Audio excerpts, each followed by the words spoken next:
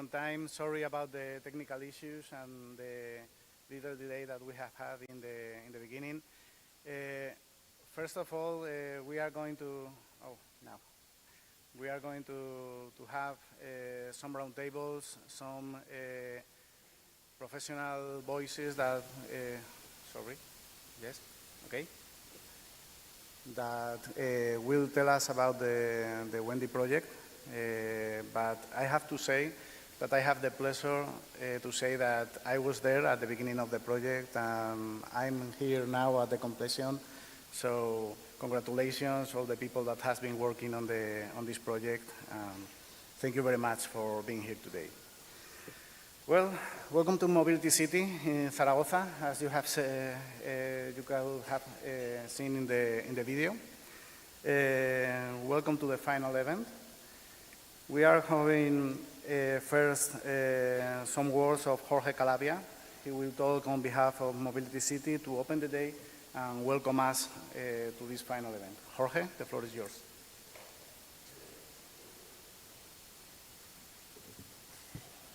Well, thank you, Javier, for your words.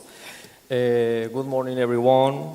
Andrés Llombart, CEO of CIRSE, Jonathan Peris, Project Manager CIRSE, and the other members of the project, White Research, INEL, MEC, APA, NINA, Norwegian Offshore Wind, CBS, and Qplan. And thanks you to all of the experts who will be participating in the discussion panels throughout the day. My name is Jorge Calabia. I'm a technician in Mobility City at Ibercaja Foundation. Welcome to this Breeze Pavilion at the Expo, which was inaugurated for the 2008 for Water Expo. The entire space you are in was part of a World Expo that put Zaragoza on the map. And after the Expo, this bridge was closed for 15 years old. And in 2019, the Ibercaja Foundation proposed the Mobility City project, and that it be located in this space. Mobility City is a project that supports and aims to convey the message of the new Mobility through conference, seminars, and events in the industrial and tertiary sector in Aragon region, as well as promoting innovation among all national companies and startups. It is a meeting place for private companies, public bodies, and citizens. And on the other hand, within this space, we house a museum area with vehicles exhibition and currently featuring Ferrari and its history, and recent one, Star Wars exposition with unique piece that allow us to imagine how the inventors of this saga imagine the mobility of the future. And I won't go any longer. It's a pleasure to host the WENDY project, even here, and I wish you every success. And as a geographer, I commend WENDY's initiative from the perspective of sustainability and respect for the environment and the local population. That's all, and thank you very much, everyone. Andrés? Thank you very much, Jorge, for your warm welcome and for hosting us today on Mobility City. We also have a welcome from Andrés Llombart, CEO of CIRSE. Andrés, yours is the stage. Thank you, Javier. Good morning, distinguished guests, colleagues, and friends. It is a real pleasure to welcome you here today on behalf of CIRSE to the final event of the WENDY project. We are gathered in Zaragoza at Mobility City to celebrate not only the conclusion of a European project, but above all, the journey we have shared together over the past years in shaping the future of wind power and its role in a fair and sustainable energy transition. Let me begin by thanking all of you for joining us, representatives from industry, research centers, public administration, and civil society. Your presence here reflects the diversity of actors that are needed to make the energy transition a success. I also want to warmly thank the European Commission for supporting this project under the Horizon framework, and of course, our consortium partners from across Europe, for their commitment, creativity, and hard work. The title of this event, Wind Power as the driving force behind a fair, innovative, and territorially integrated energy transition, is not just a slogan. It is a vision in which renewable energy are co-created with territories, a vision in which wind power becomes not only a clean source of electricity, but also a catalyst for economic opportunity, environmental protection, and social acceptance. Over the past 3 years, WENDY has worked to develop tools, methodologies, and case studies that can help us better understand how wind projects interact with landscapes, communities, and ecosystems. We have explored how financing models can empower citizens, how environmental assessments can be improved, how dialogue and participation can reduce conflicts and build trust. In short, we have tried to bring science, technology, business, and society closer together around a common goal. Today's event is both a celebration and a reflection. It is a celebration because we can look back on what we have achieved together, new knowledge, new practices, and above all, new networks of collaboration. But it is also a moment of reflection because the challenges ahead are immense. The European Union has set ambitious targets for renewable energy, and wind power will be central to meeting them. Yet, we all know that megawatts alone are not enough. Success will depend on our ability to integrate wind power into territories in a way that respects people, nature, and culture. That is why today's discussions are so important. In the first roundtable, we will address the technical and economic challenges, and later we will dive into the social and environmental dimension. How communities perceive wind energy, how companies and policymakers can engage with them, how we can ensure that the benefits of the energy transition are shared fairly. These are not secondary issues. They are at the heart of the transition. I invite you to participate actively, to listen, to exchange, and to challenge each other. This is the spirit of Europe, and it is the spirit of WENDY, cooperation across borders, disciplines, and perspectives. Let me close by recalling a simple but powerful idea. The energy transition is not only about technology, it is about trust. If we succeed in building trust between citizens, companies, and institutions, then wind power can truly become the driving force behind a fair, innovative, and territorially integrated energy transition. Thank you once again for being here. I wish you a very fruitful and inspiring day. Thank you.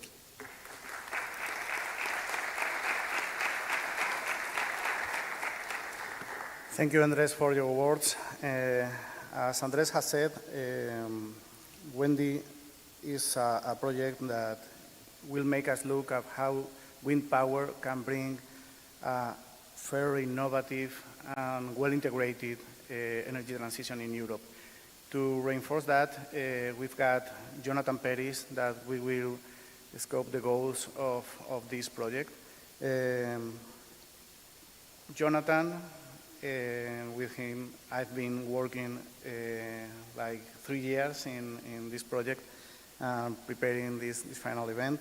He is project manager at CIRCE and project coordinator at WENDY. He will introduce the goals, and we will see how social acceptance is important in this European project and for the energy transition. Jonathan?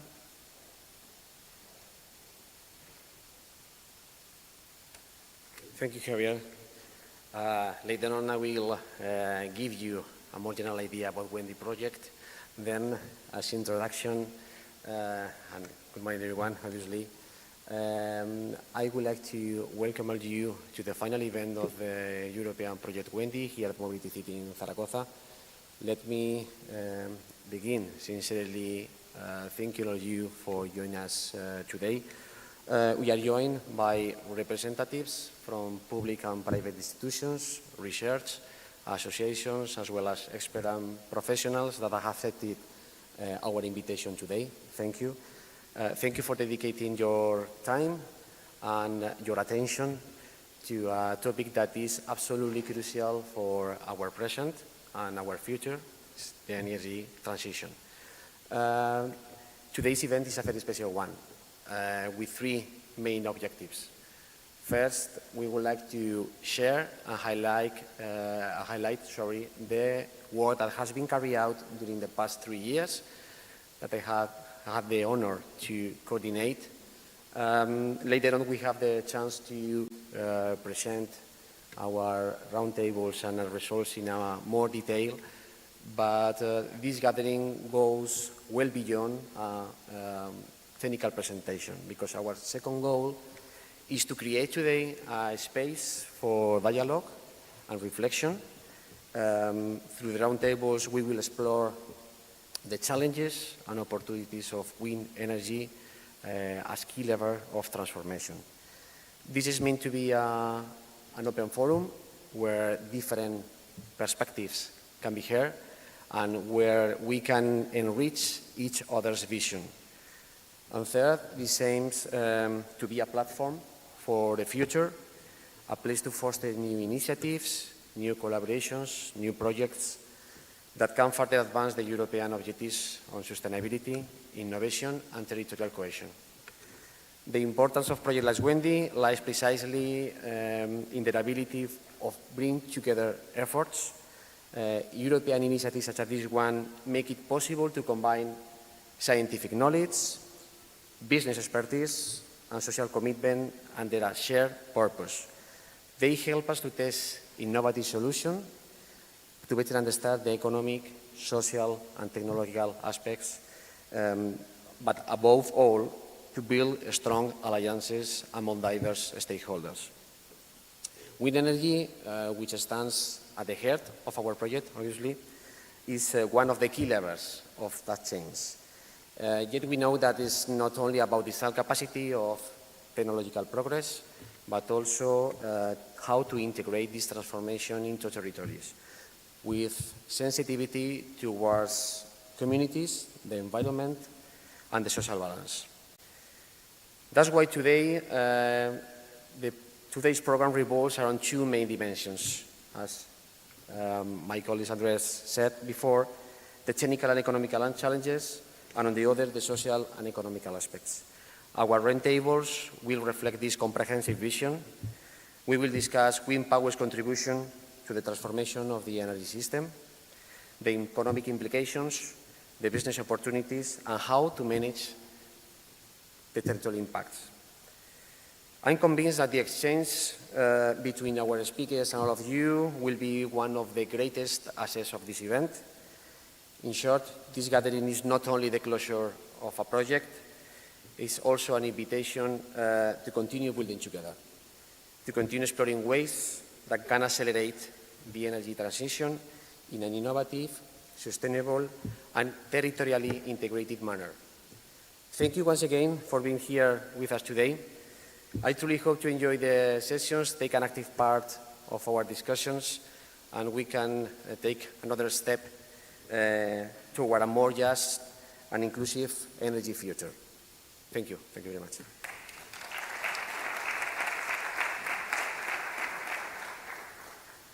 Thank you, Jorge, Andres, and Jonathan, for your presentation.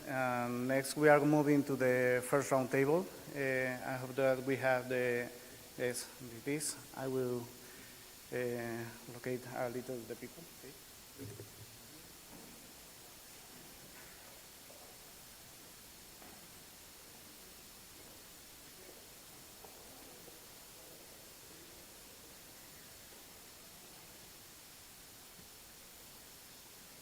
That's it.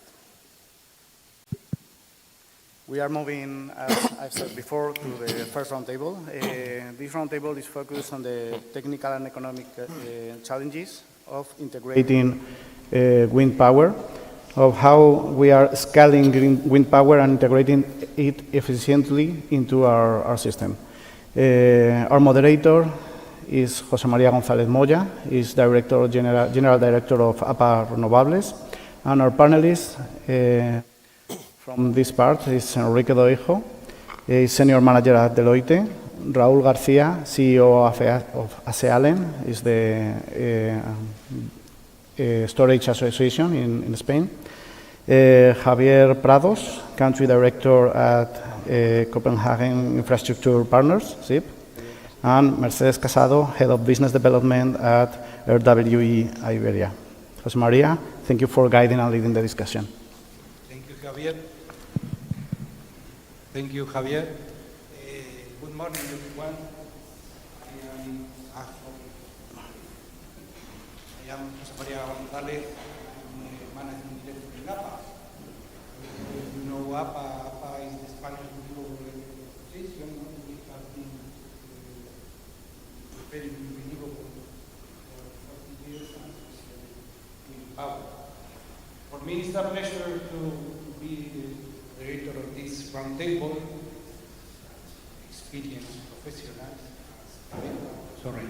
as Javier said, all of them have a lot of experience, and we want to know what about your knowledge, what about your experience about this topic, what will happen with wind power, not also in Spain, also in Europe. I will not introduce them because all of you can, your internet on LinkedIn, the profiles, and I will go directly with the questions. Probably the most important thing for today is the coffee break. Stay from table. I hope not to have more delay. Enrique, I will start with you. Enrique is working in Deloitte, a big company from consultancy, and I want to ask you from your work with developers and promoters and investors also in wind power, what type of economic data is the most important or the most effective when you have to explain the value of a wind project to a local community? For example, you have to talk about jobs, about savings, about local tax revenues. What do you think? Well, first of all, thank you very much, Circe, for the invitation to participate in the event. And thank you very much, INMA, for the invitation. Do you listen to me? Or? Yeah. Well, perhaps this is not a very rational procedure in the sense that the main characteristics of the wind energy is that you are going to reduce the energy dependency for third countries, and you mitigate the risk of security of supply of energy, and you mitigate the risk of the price of the energy, and this is a very good advantage, but nobody takes into consideration this issue. The second characteristics of our technology is that we are going to mitigate emissions of greenhouse gases, but also other polluted gases, and you mitigate transport of fossil fuels that is dangerous and you can cause leaks, but nobody pay attention about that. Obviously, how you mentioned, you pay taxes. Some of the taxes goes to the central government, and additionally you have other local taxes. And in most of the municipalities and in some areas, the politicians are very happy when you pay taxes in the location, and this is one of the main arguments in order to manage the relationship with the stakeholders in the area. Additionally, you develop economic activities in the area, and in some parts of, for example, of Spain, we have seen, I don't know, for example, in Mondoñedo, people is very happy that you develop wind farms in the area because you create jobs in the area, and additionally there are economic activities in the area because people goes there to maintain the windmills. We have worked with IRENA in Emirates for the local local value creation based for the offshore wind energy and onshore wind energy, and we have analyzed some locations in the north of Scotland, and the authorities and the community likes that in two locations in Scotland with very small activity. Now, because the development of offshore wind farms, there are big economic activity because there are the location where the companies has established the facilities in order to attend the offshore wind farms. And obviously, all the projects that where we collaborate, at the end of the day, you have a local activity, local economic and social, I don't know.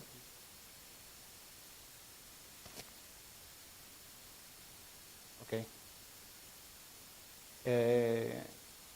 Usually with the local authorities, we develop a program for social development, economic development, cultural development of the area, and it's a very good argument to manage with the stakeholders in the area. But the problem is that many non-rational arguments has been developed linked to our technology. For example, some of them now, in some areas, they say if at the end of the day you have 100 of demand and you have 100 of production, it's not enough to produce more electricity because it's more than enough to attend the local needs. But obviously with this very strong argument, Saudi Arabia or Qatar will never export oil or natural gas because obviously they probably managed the farm like 100 years ago, you know, and they don't think that you have a very good location for renewable energy sources. With the renewable energy sources, you can export to other parts of the country or abroad in order to obtain big money and so on. You know. Okay, thank you, Ricky. Raúl, your turn. Raúl, as Javier said, Raúl is the CEO of AC Allen. I don't know how to say in English, no? It's the Spanish Energy Storage Association. That's right, no? Yeah. Raúl, I know that you have read all WENDY papers, no? No, all of them. As you know, WENDY has shown that public acceptance, no, improves when projects adapt to the local content.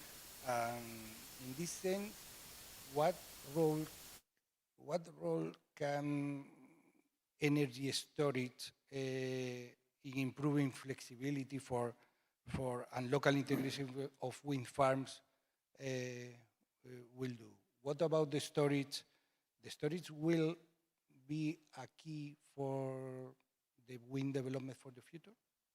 Okay, let me start with the easy part, the flexibility. That of course storage. I think I have the same problems with Enrique. I can hear so well. I'll try to speak up. your- Let me start with the easy part that I said, that is the flexibility. Of course, storage can improve the flexibility of the system and the flexibility of the facility. This is one of the main challenges of the renewable energy, the wind energy and the solar energy, is this variability. You know, so using this storage, we can shift energy from the moment that we have this excess generation, this surplus, to periods when the energy is most needed. Now, this we get with this not only to stabilize the grid, also reduce the curtailments. That I don't know if WENDY is talking about this or has studied about this, but this is a current problem for its technology, for every technology. When we increase this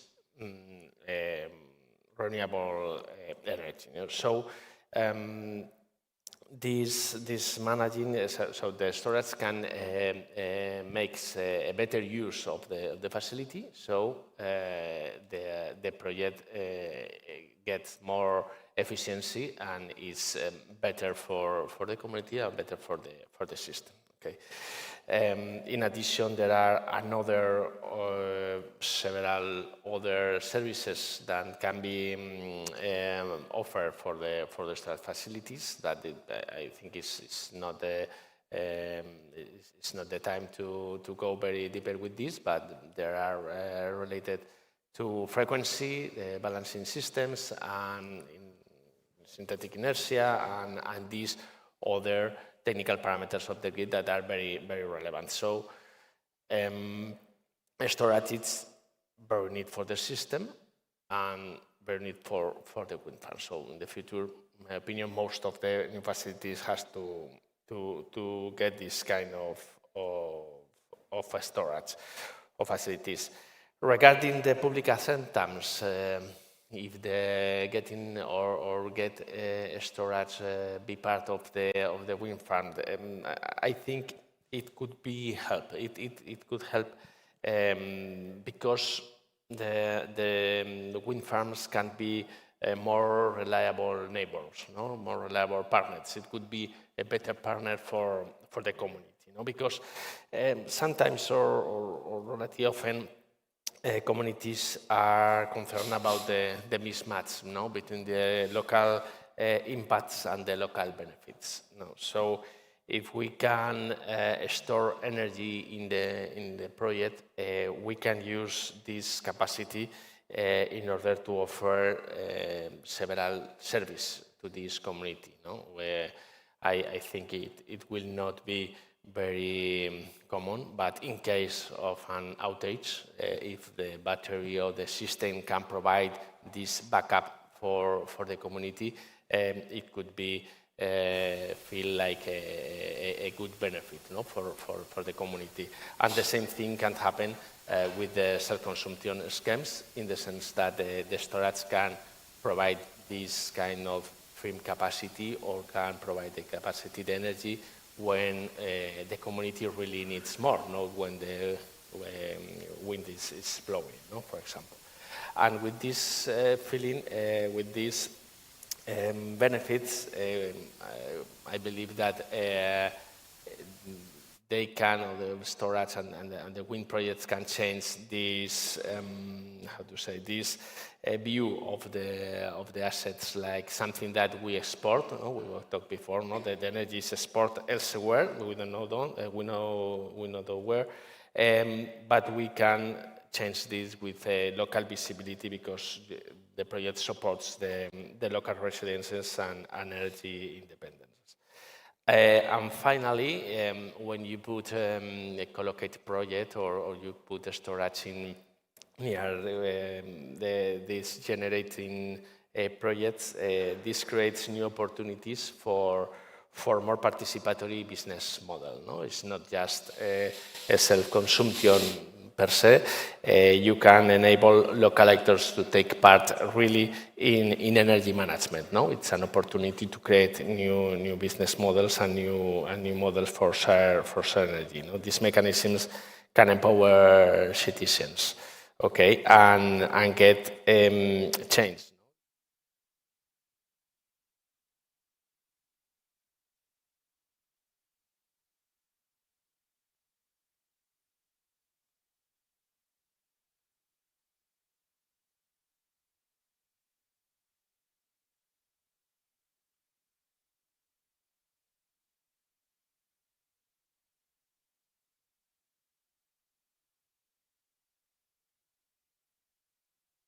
The director in Spain of Copenhagen Infrastructure Partners. Javier, you have, as you are experts in financing and development of renewable projects, in general, you have seen firsthand how local perception affects projects, I want to ask you what decisions as micrositing, visual integration, roadworks, any kind of works in the project have had the greatest positive impact at acceptance across Europe, not only in Spain. What kind of these decisions are the better? So, Trina, thank you, Javier. Thanks very much for the invitation. It is a pleasure to be here and be able to share a little bit our views, our experience in such a relevant matter. Does it work properly? Yes, I think it works now. So, yeah, we basically as CIP invest in renewable. It's the only thing we do. With more than 160 gigas now in construction and development, we try to actually prioritize somehow all these concepts. More in particular, our experts in financing of development of renewable projects, we strongly believe that, the whole social licensing and the whole social view should never be an obstacle. The way we try to approach it is basically as I will say, as an opportunity, right? And in that opportunity is precisely where we try to design the measures that Javier was referring. This opportunity, and let me step back a little bit, but this opportunity needs to be properly identified, because otherwise, whatever measure that we then try to implement, either micrositing or any of the measures, will be, not totally aligned with the needs of the territory. So this opportunity, as I said before, needs to be identified, and for that, we always come back to a concept that we try to promote very much at CIP, which is basically investment.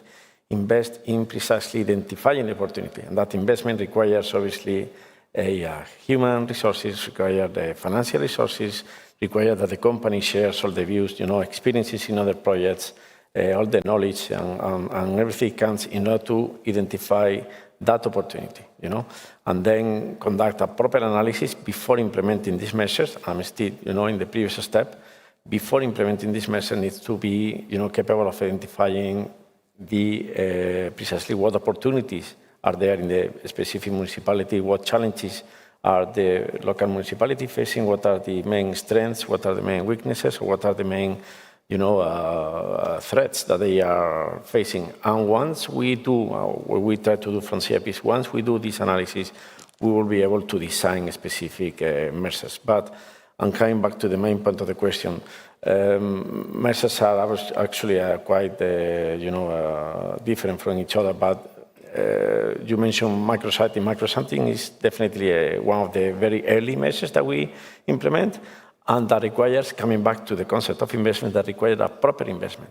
In this case, it's a very high, valuable technical investment with the best experts that we can find in the specific area in order to accommodate the configuration of the specific project to the, as much as possible, specific municipality, and requires also an investment not only from a technical point of view, but also obviously financial.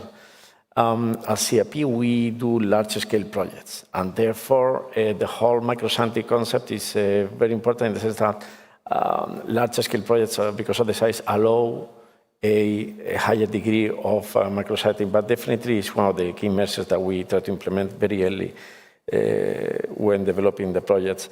A couple of examples more.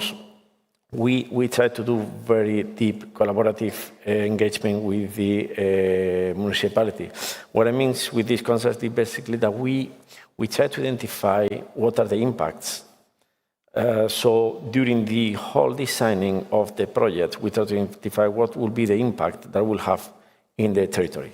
And we can imagine here, we can have 1 million examples, but are we damaging an existing economic exploitation of a farm? Are we affecting agriculture? Are we affecting somehow farmers in the area? Are we capable of identifying them within the configuration, and more in particular, can we actually, either through a compensation plan or through a modification of the technical configuration of the project, reflect their interest in the projects? That would be actually ideally something that we always try to do also.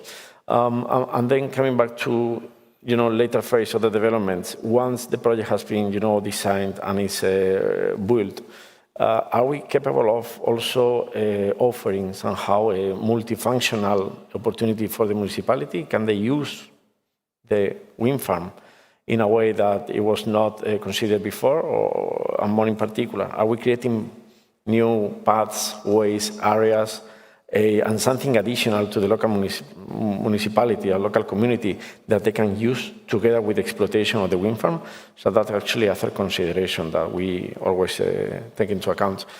And then we've got more specific, finally, to finish with this point, more specific measures that we always try to implement in order to ensure that they are properly integrated. And the integration of the municipality within the project is something that we also promote very much as EIP, just to give you a couple of ideas, a couple of examples. We always try to promote something we call the local or municipal development integration plan. Basically, we have not discovered anything extremely new, but I'm not sure many of the developers are implementing similar measures, but we defend very much the possibility of allowing a certain amount of money or per municipality that they can use in order to create, for example, infrastructure in the municipalities affected by the project that somehow revert again the wind farm into, or the project into the territory.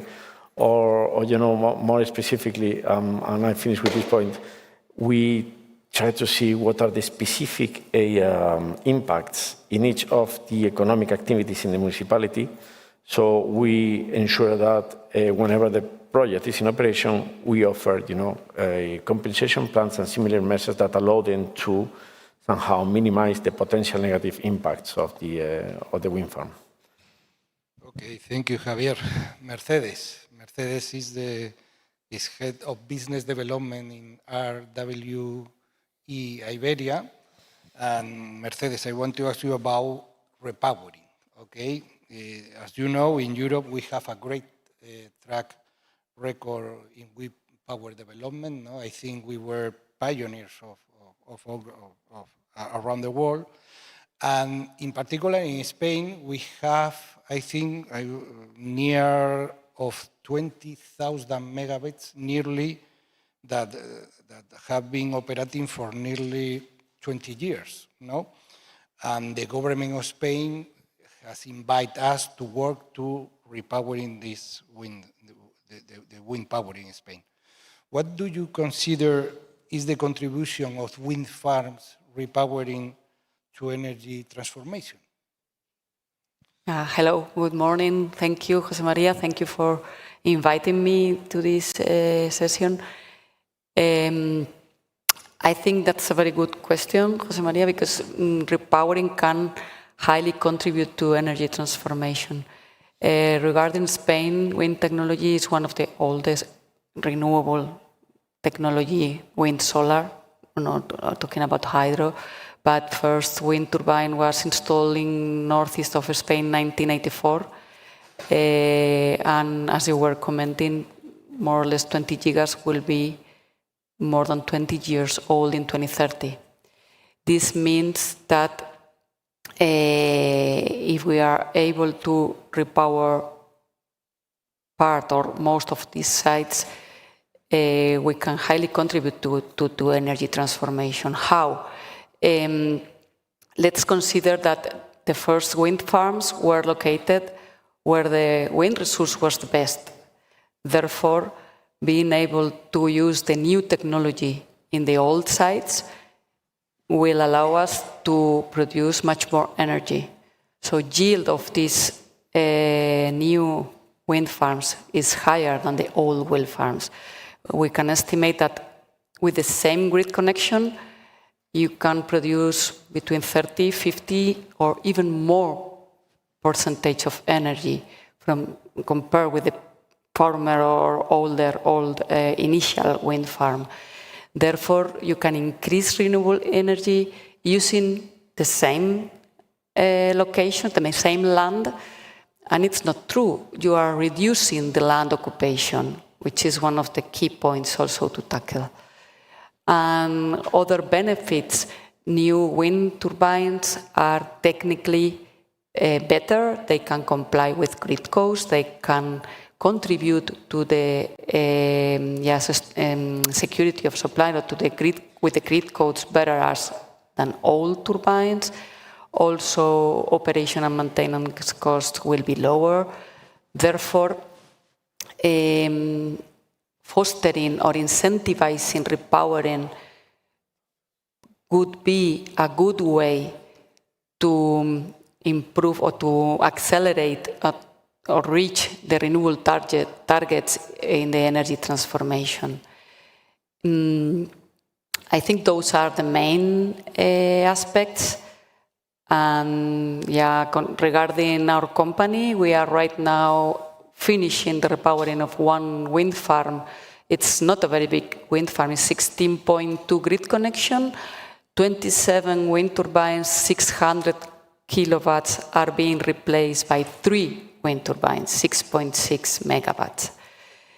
Of course, the size of the new wind turbines are much bigger than the old wind turbines. We are talking more or less around 60 meters in total old and 200 new. So it's true that the visual impact is different, the environmental impact is also different, but in our experience, you can reduce the environmental impact. You can, of course, install these birds detection systems in all new wind turbines, which is something you were not doing in the old ones. Therefore, what are the challenges or the things that could be improved? Permitting, some fast tracking could be good, and economic incentives, because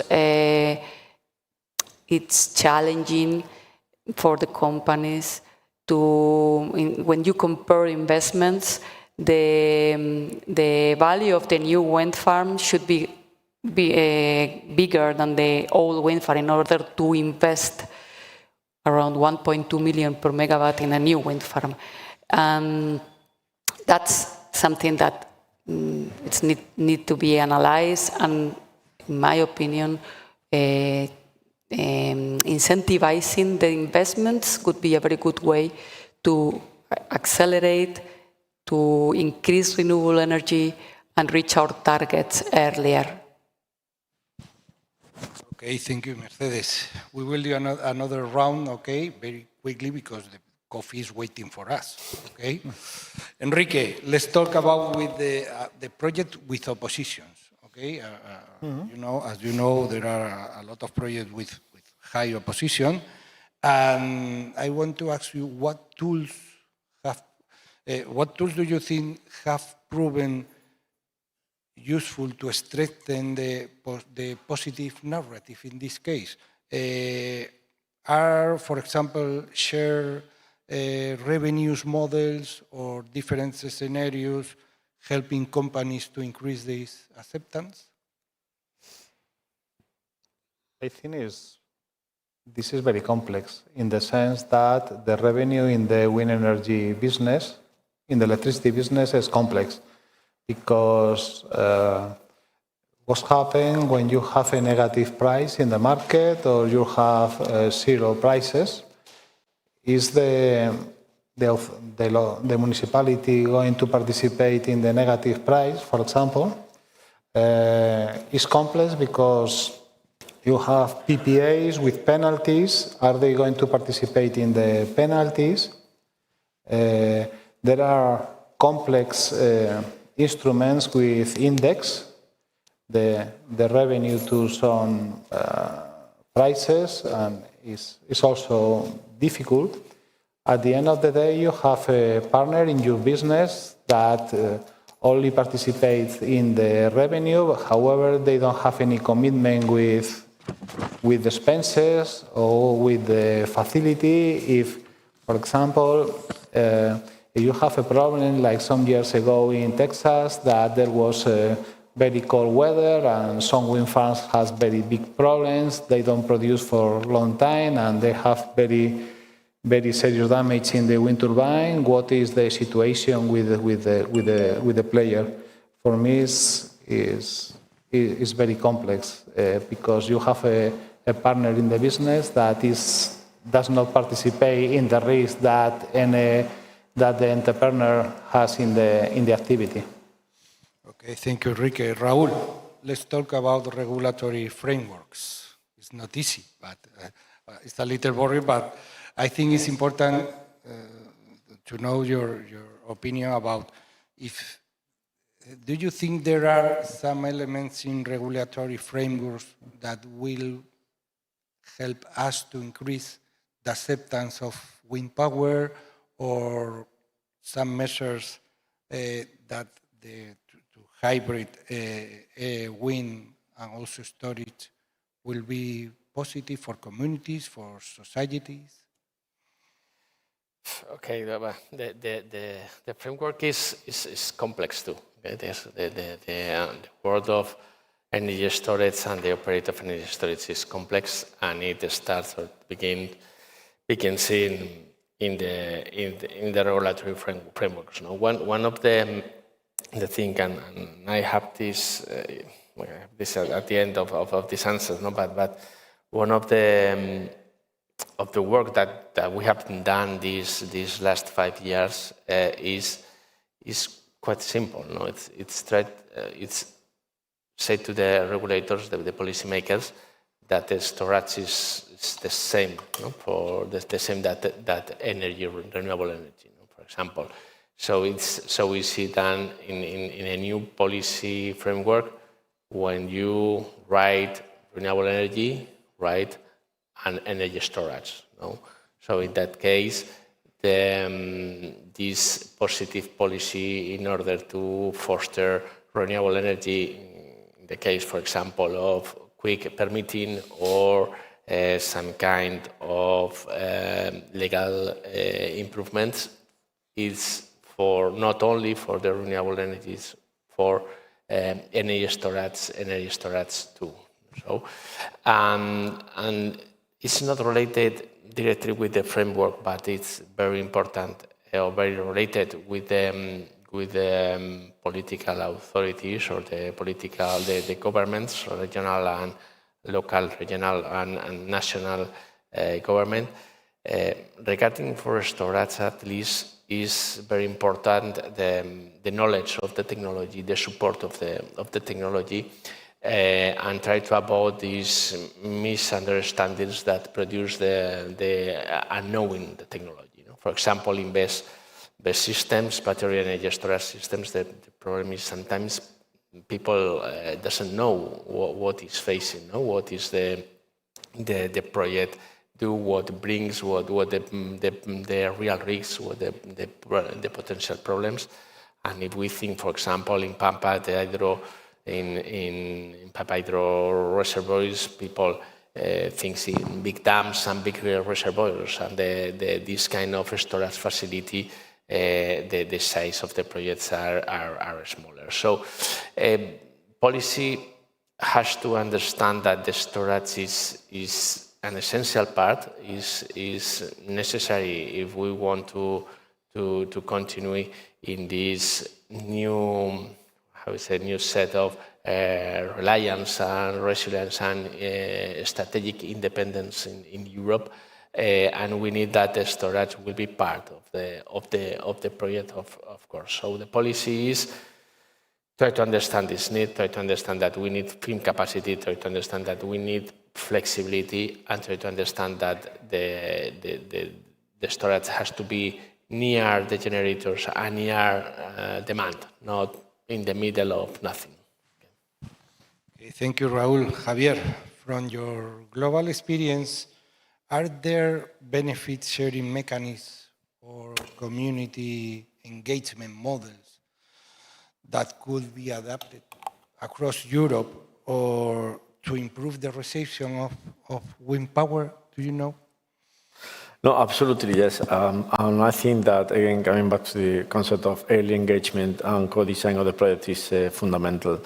But so having clear that principle, that approach, we also see that there may be certain blockers, certain obstacles that make this sometimes very difficult to happen. So we see that we are facing a situation where the company, the promoter, the developer has got all the technical capabilities and all the resources necessary to execute it, but then there is certain obstacles that make it quite difficult. And actually, why that is happening? Well, I guess it's maybe the main reason will be the lack of involvement from the strategic point of view, or impossibility to include these strategies within the governance of the projects. Only a portion, or only a very small portion, according to the more recent studies of the renewable projects happening in Europe, are already executing early engagement and co-design of the infrastructure in order to reflect these ideas. And more in particular, what are these obstacles? I think it's mainly, I mean, we are not talking about costs, purely cost, and we are not talking about, the capacity of the company. I think we are talking more about governance and strategy, and in particular, we are talking about, the impossibility of aligning properly the business strategy if the company does not execute a proper, deep early engagement during the first phase of development of the project. This becomes that is going to be definitely an obstacle, but it is also difficult from the perspective of the political perception, or actually the capabilities of the public administration. We are facing situations, this is a little bit our experience, where, conducting the proper engagement and doing everything we can in order to secure the integration of the territory, suddenly there is a new risk out of our control and coming more in particular for the public administration. If the authorities do not have the capacity to accelerate, and expedite the permits and whatever it is required to secure the projects, the whole engagement that has been promoted, that has been protected, and that has been created with the local community becomes useless. So we, find a huge effort on the side of developers managing to secure the integration into the territory, but then, another example of the obstacle that I was referring is precisely the lack of resources and lack of required speed from the public administration. But we also need, maybe a third obstacle to execute it is the right people in the, top level of the public administration, capable of reacting quickly and capable of, adapting to whatever it is proposed from the company. And again, we've got several examples where we react, I would say, on a very expedite manner, and then reaction comes too late or not sufficiently enough from the technical perspective of the public administration. Then the whole solution becomes, useless. Two more examples of obstacles, maybe, related to the costs. I think that companies should start ensuring that we developers and, companies like ours should ensure that we include within the financial model a proper line of the cost to be incurred to secure the whole integration of the territory in the projects. And obviously, it's not a question of tools. I think we've got enough tools to measure the success, and we can, have several. We can mention several ways already of KPIs and similar tools to measure this. I think they are just underused somehow. Having said that, allow me to finish with one more idea. I think we need to also put in value the whole effort and the whole, investment that we developers, a company where Mercedes is working, we are conducting the territory. I think that things have changed a lot during the past few years. I'm sure that there is still a very long way to go, but I think that today we've got a lot of tools, measures, and actions that ensure the integration of the territory. So something to put in value. Obviously, there is still a gap to go, but I think we are in the right path, at least. Okay, thank you, Javier. I don't know if the audience have any questions instead of... No? Okay. Mercedes, I will finish with you. And I want to ask you about the 2030, no?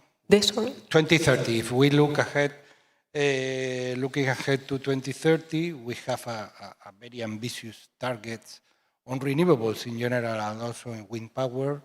And I want to ask you not only for wind power, also for wind power in general, that we live in a society that wants to be here, and also the society wants some benefits from the projects.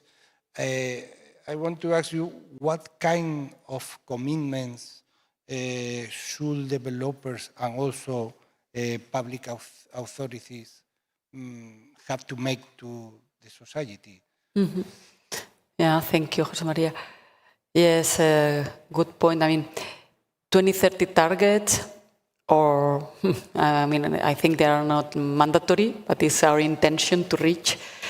As a country level, we know we are betting for renewables, so wind, solar, storage. I mean, storage is not production, I know, but anyway, hydro. And I think it's getting more and more difficult to be able to go ahead with a development, with a wind farm from scratch, for example. And local acceptance is one of the key points to properly tackle or properly work. Usually when we go to talk to the administrations, so to the municipalities, we share that we have some renewable targets. We want to reduce our energy dependency. We are not going to build more nuclear or gas power plants, but wind, solar, and other renewable technologies. And that means that we will have more wind farms and PV in our country, which is a low density. If we talk about population, we are not very high populated country, no, in a density per square meter. What I mean is that if we want more renewables, the renewables will make an impact because you will see them. How we can better do this. For example, wind is compatible with other activities. So if you have agriculture, if you have animals, you can keep doing those activities while having a wind farm in your region. The visual impact is there, but what the citizens are going to perceive? So all renewables, especially wind farms, will pay taxes into the municipality that will revert into the citizens. On top of that, every company will decide whether they want to negotiate or give more benefits to the citizens of the region. We have certain products that we can offer to the municipalities, as for example, giving a percentage of the incomes of the power of the wind farm during for 8 years, financing part of self-consumption facilities. That depends company per company. But it's true that I think it's a very important point to be properly tackled and from the beginning talk and share with the municipality and the different cities, the citizens in the region. One specific example in Catalonia, the regional regulation applies to offer up to 20% of the participation in the investment to the citizens in the municipalities around the wind farm. And in order to do that, it's mandatory to make like a public event where you explain the wind farm, the investment, where it is located, how it will appear, the visual impact, all aspects. And they can ask things and they can financially participate in the investment if they want. I think that's a good measure to improve local acceptance, but I mean, it's a key issue. Okay, thank you, Mercedes, and thank you all of you. And I think, Javier, it's time to go to the coffee, no? Thanks.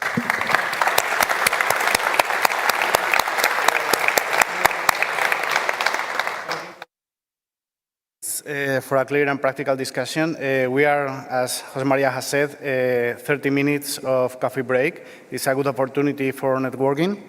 Please be back at 11:50, more or less, so we can start the next roundtable on time. Thank you.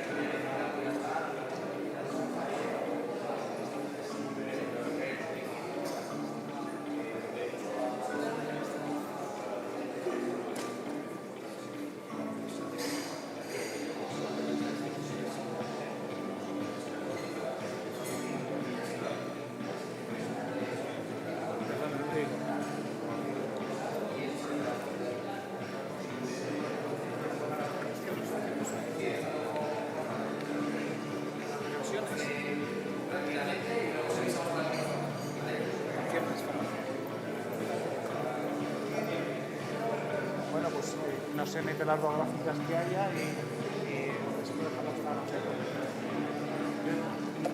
yo es que no sé cómo está de avanzado el del PowerPoint.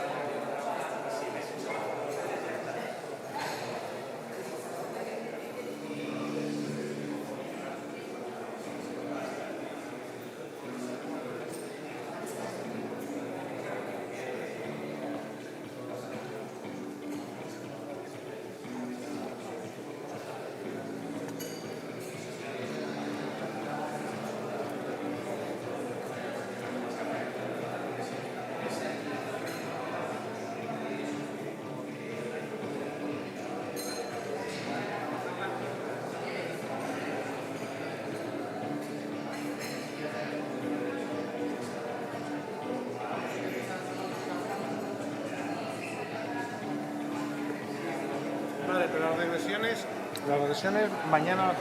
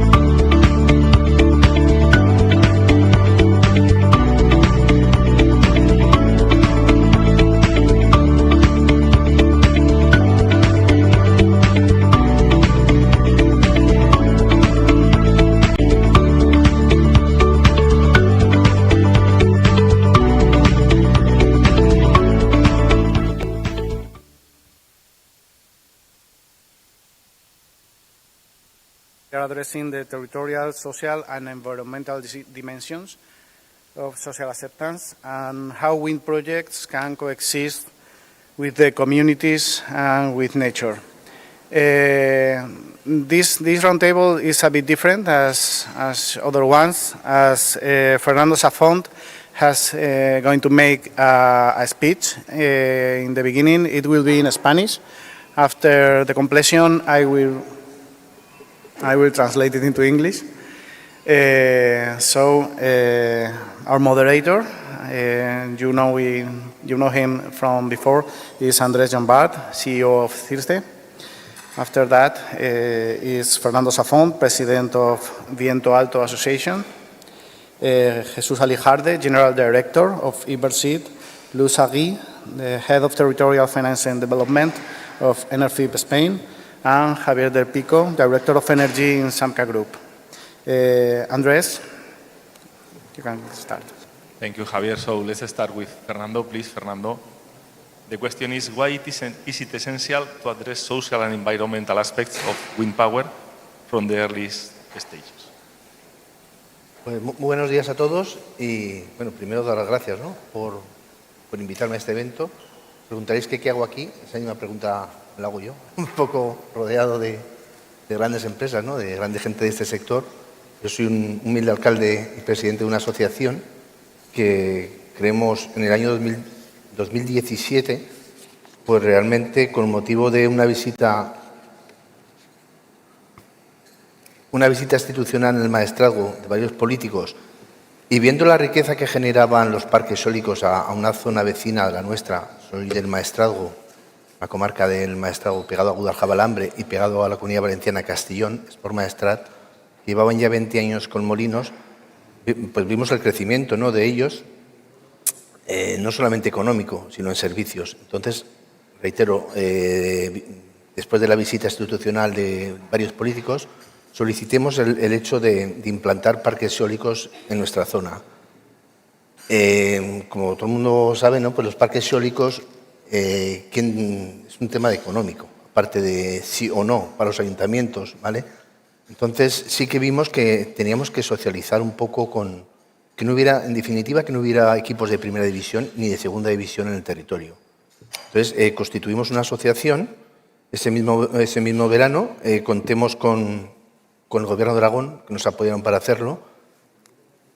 Vimos los recursos que teníamos, fundamentalmente en el desarrollo sostenible de los espacios protegidos ambientales y patrimoniales, y vimos que era compatible las instalaciones de generadores.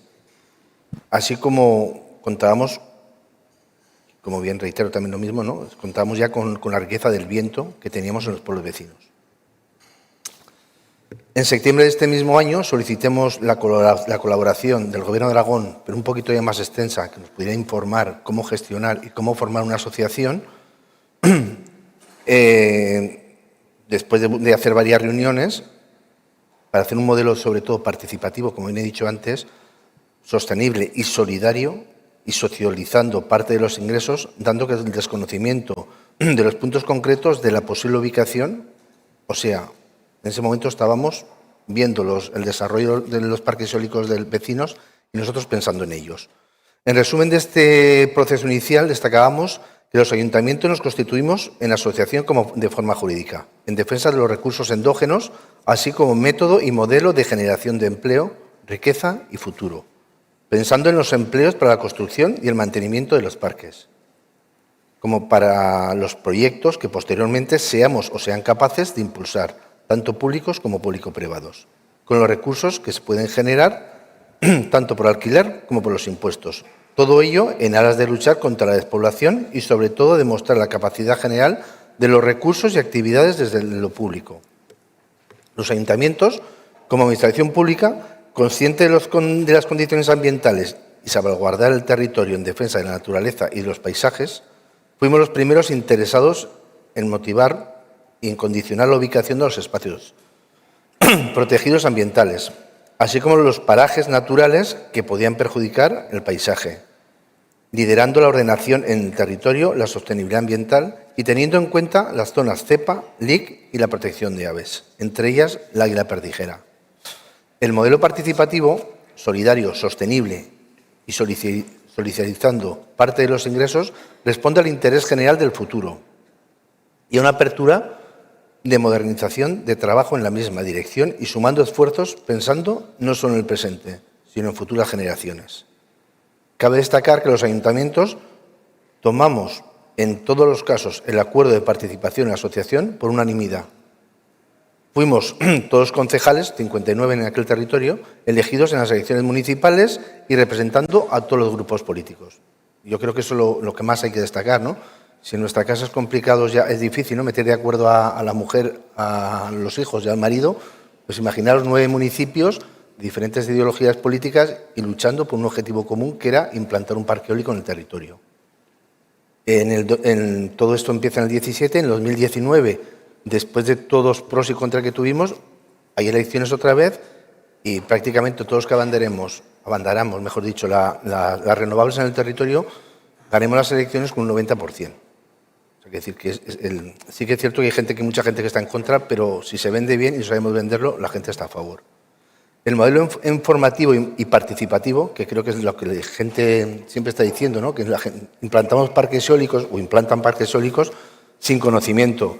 Lo que hicimos nosotros, tal como he señalado anteriormente, desde el inicio, la participación de los vecinos a través de los representantes municipales, alcaldes y concejales, elegidos democráticamente, no solo fue clave para la puesta en marcha a la asociación y posibles proyectos, sino también en cada municipio la ubicación fuera consensuado entre representantes municipales, asociaciones y la empresa.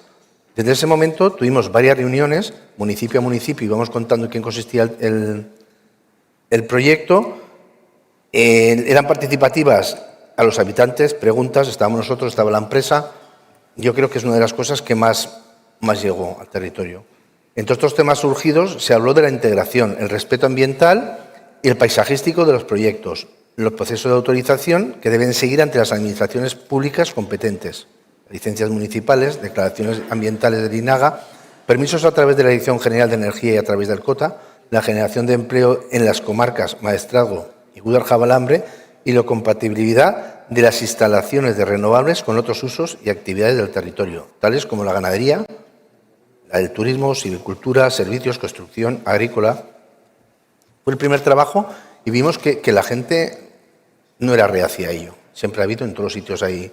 Pero la verdad que fue de las cosas más importantes que hicimos dentro de la asociación. Los recursos para el territorio, pues en la asociación las formamos 9 municipios. Nos encontramos en una situación de la comarca del Maestrazgo y Gúdar-Jabalambre, hablo concretamente de la comarca del Maestrazgo, es una despoblación brutal, somos 3.117 habitantes en toda la comarca del Maestrazgo, apenas llegamos a 2 habitantes por kilómetro cuadrado y creo, por no confirmarlo, que somos la zona más despoblada de Europa. Cuando hablamos de Laponia, nosotros estamos por debajo de eso. El impacto económico, como he dicho, es algo muy importante, ¿no?, en cualquier proyecto y sobre todo para los alcaldes o presidente de la asociación. Pues el clúster generaba aproximadamente unos 400 millones de euros en impuestos y cotizaciones sociales, que se han repartidos a nivel local, regional y nacional, de los cuales, que eran los que más nos interesaban, pues eran 136 millones en tasas locales desde los municipios. Cualquier presupuesto de un pueblo, como yo soy de la isla Sola del CI, mi pueblo tiene 400 habitantes y un presupuesto normal, estamos hablando de 400-500.000 euros. Imaginaros yo que voy a tener un parque y medio, pues de golpe solamente con los impuestos voy a recibir alrededor de 3 millones de euros. Pues esto somos capaces de venderlos como alcaldes y a través de vosotros con empresas, pues yo creo que es, digo, tenemos que hacer las cosas bien, no vale montar parques como montarlos, pero sí que creo que es un aliciente que puede llegar a que la gente no rechace los parques eólicos. El empleo, como bien he dicho, estamos en una zona muy despoblada, la más despoblada. ¿Y qué queríamos, no? ¿En qué iba a contribuir estos parques eólicos? Pues en mantener alrededor de 3.500 puestos de trabajo en tiempo completo, el proceso de construcción y operaciones, y además unos 90 puestos de trabajo directos para ponernos en funcionamiento, los 20 parques que tenemos en el Maestrazgo, más todos los indirectos que seamos capaces de lanzar. La respuesta muy importante para el territorio, que generen recursos como la que está haciendo la iniciativa privada, la ganadería, la agricultura, servicios, turismo, construcción, que es de agradecer y valorar pero no menos importante, y dada la situación económica actual, también podemos generar desde lo público, obteniendo valor añadido. No solo los ingresos de los ayuntamientos derivados de impuestos o alquileres, sino con el empleo y consumo que se pueda generar en la fase de construcción, o el empleo para mantenimiento, sino lo que seamos capaces de hacer desde los ayuntamientos a nivel público, como desde la asociación, que en un principio la idea es esta, ¿no? Crear empresas público-privadas, ya que hemos dado a la asociación una forma jurídica y aparte de los empleos que vamos a crear directamente de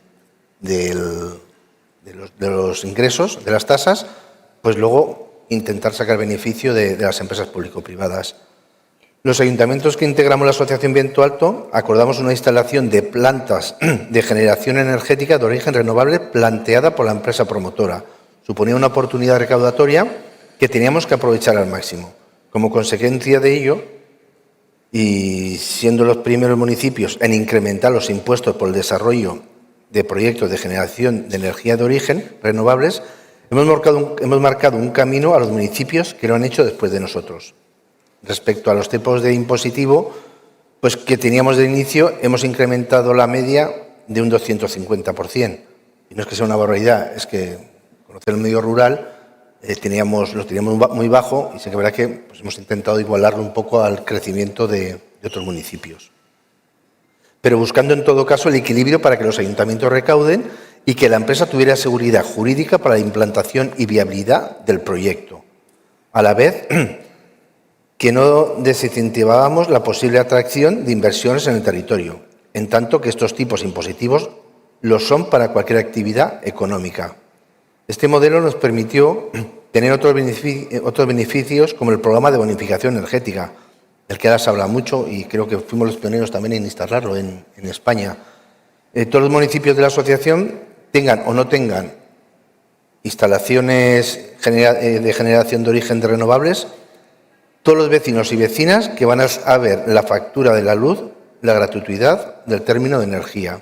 Acordamos bonificar el coste mensual del consumo energético a los vecinos, con una subvención de 15 kilovatios hora diarios, las viviendas que al menos cuenten con un empadronado residente. Además de los municipios, a través de la asociación, dispondrán de una concesión adicional del 50% de kilovatios subvencionados para el desarrollo industrial de nuestro territorio. Creo que esto ahora se está, ¿no? Lo habéis oído la gente por ahí, pues esto en el 17 es lo que le propusimos ya a la empresa que queríamos, ya que vamos a tener un impacto y un poco, ¿no? Yo me pongo, no me pongo en vuestro lugar, me pongo en el mío, ¿no? Como alcalde, y decíamos, bueno, que queríamos tener una compensación, ya que generamos luz, que menos que parte de esa luz no la bonificaran. Llegamos a un acuerdo y así es. Todo esto hasta la resolución favorable del Consejo de Ministros del 12 de agosto del 24. O sea, sí que es verdad que es uno de los grandes parques, pero estoy contando que llevamos 8 años con este proyecto. Y remando, les tengo que decir que remando de verdad, ¿eh? Es un proyecto de gran dimensión, 744 megavatios, que constituyen 120 aerogeneradores, evacúa su energía generada a través de una línea existente que será sustituida por otra mayor magnitud a la subestación de la población de Morella, que futuros promotores podrán utilizarla y evitar la duplicidad futura de líneas a la vez de evitar menos mortalidad de aves.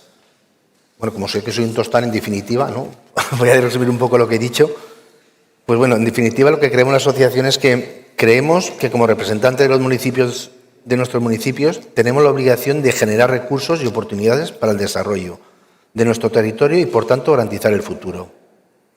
Es digna de resaltar las actividades privadas en el maestrazgo. No obstante, con esta nueva actividad es posible potenciar el desarrollo y la lucha contra la despoblación. Los ayuntamientos hemos sido refrendados por las urnas en las últimas elecciones.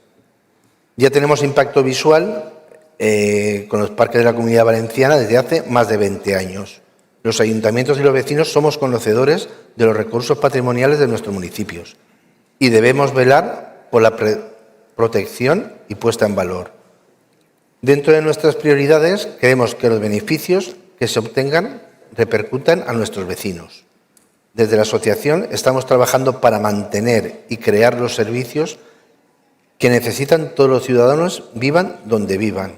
Y por último, y lo más importante, lo más para nosotros, es la solidaridad. entre municipios a través de la Asociación Viento Alto. Muchas gracias. Espero que lo traduzcas bien.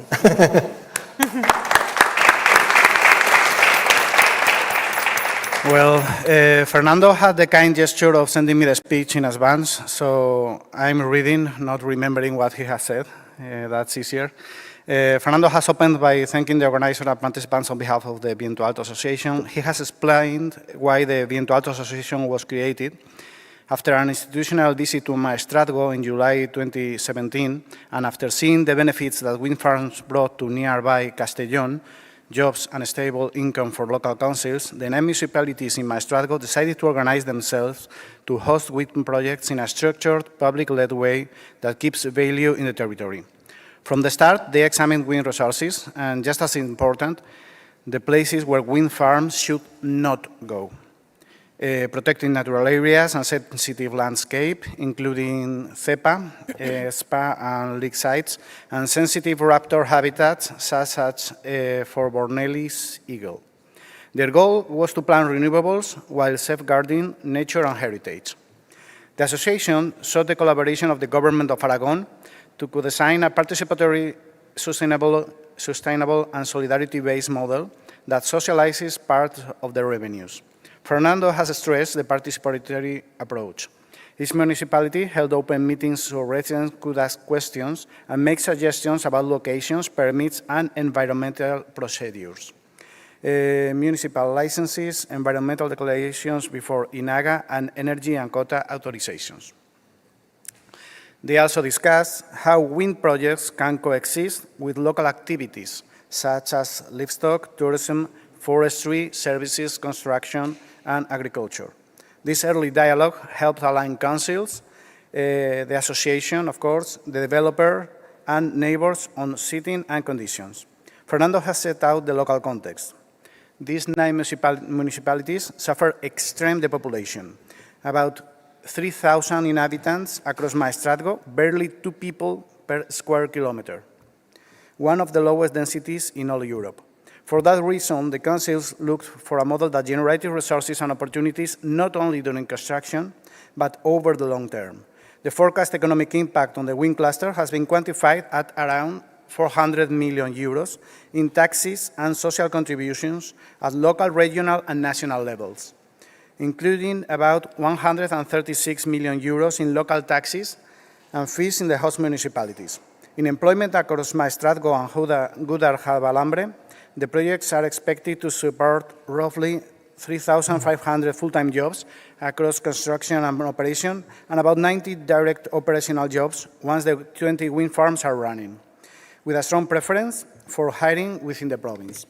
He has explained that the Council have chosen to take the lead on fiscal policy, seeing a chance to strengthen municipal finances while providing legal certainty to investors. They have increased local tax rates linked to renewable projects by an average of about 250% compared to initial levels, seeking a balanced, robust public revenue without discouraging investment, since these rates apply to all economic activity. They have been among the first to update rates, setting a reference for other municipalities across Spain and Europe. This approach has enabled additional benefits for residents and businesses through an energy bonus program across all association municipalities, whether or not they host turbines. Under the energy bonus, residents will see the energy term of their electricity bill set to 0, up to 15 kilowatts-hour per day per eligible household. Municipalities also receive an additional 50% allocation to foster industrial development. This framework has applied up to the favorable Council of Ministers decision of 12 of August 2024. On project scale and grid connection, Fernando has noted a cluster of 744 megawatts with 120 turbines. The energy has been planned to evacuate using an existing line that will be replaced with a higher capacity line to the Morella substation. This shared solution can be used by future developers, avoids duplicating lines, and helps reduce bird mortality. In practical terms, it concentrates impacts, improves network efficiency, and supports cumulative environmental protection. He has emphasized governance and legitimacy. Joining the association was approved unanimously by the local councils. 59 councillors elected in 2015 across all political groups. The mandate has been renewed after the 2019 elections and again in 2023, with about 90% of councillors represent parties that support the association's approach. For Fernando, this has shown a durable social and political consensus to plan renewables with the territory and not against it. Fernando has finally closed with three main ideas.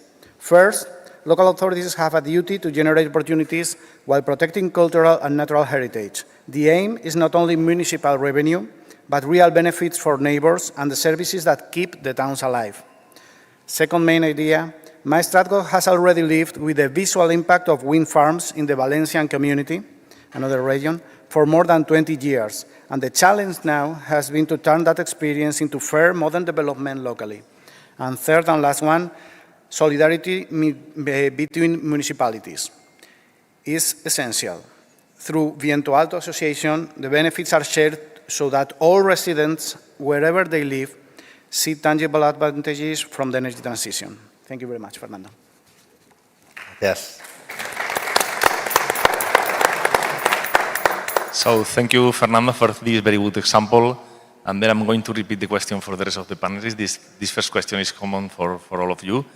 Why is it essential to address social and environmental aspects of wind power from the early stages and the risks that appear if we fail to do so? So, please, Jesus. Thank you, Andres. Good morning, everyone. First of all, thank you to the WENDY project to invite Ibersit. Ibersit is a sustainability consultancy company. I set up in 2020 the company, and in these 6 years, we have made more or less 6,000 environmental and social studies to renewable energy projects. So, in these 6 years, what we have seen about the development process of the social issues and the environmental issues in the development process in the wind farms and the renewable energy projects. Well, the first idea, all that you have, all the developers make for improve the projects in the environmental and social issues is all its benefits, all its profit. But I'm going to explain two main ideas that I think are critical, are the main ideas that the developers has to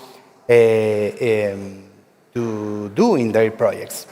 The first of all, I bring a sentence from the startups environment that is fail cheap, fail early.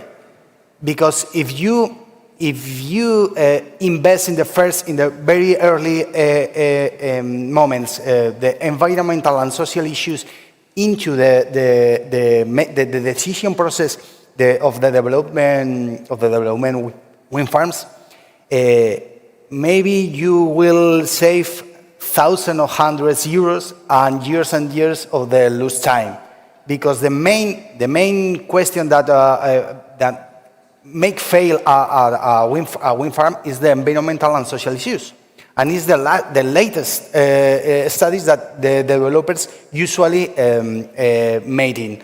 So the first idea in our experience is introduce the environmental and social studies in the very early moment that you decide the create the project, because the thousands of euros that you have to expend in that moment will probably save you, in the case of the bad ending, will save you 100,000 euros and a lot of years wasting that time.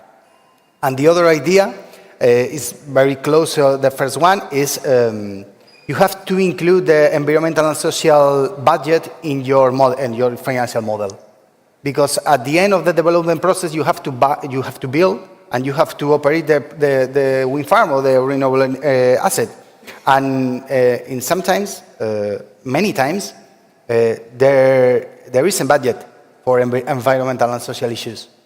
So when you pass the 7, 6, or 8 years developing a wind farm, a renewable energy project, and you set up the business, you set up the investment, you have done the financial close, you find that you don't have any money or enough money to cover the environmental and social question that you have to deploy. So, in my opinion, introduce environmental and social studies from very beginning of the projects will save money, will cover risk, and also will prevent the financial model to obtain the profit that you will obtain in the operation phase. Thank you, Jesus. Please, Lou. Yes, thank you. It was really interesting, and I'm happy because what you just said makes sense of what I want to say me. So first of all, why is it essential to address social and environmental? It's because obviously energy transition is essential, and it's an emergency. We have to act for the planet and for the well-being of everybody.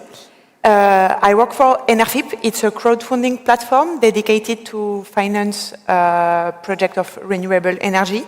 So every day I am in contact with citizens and with people, and like normal people like you and me. And I can constate that there is a low level of knowledge about renewable energy in general, about the regulation framework, about everything.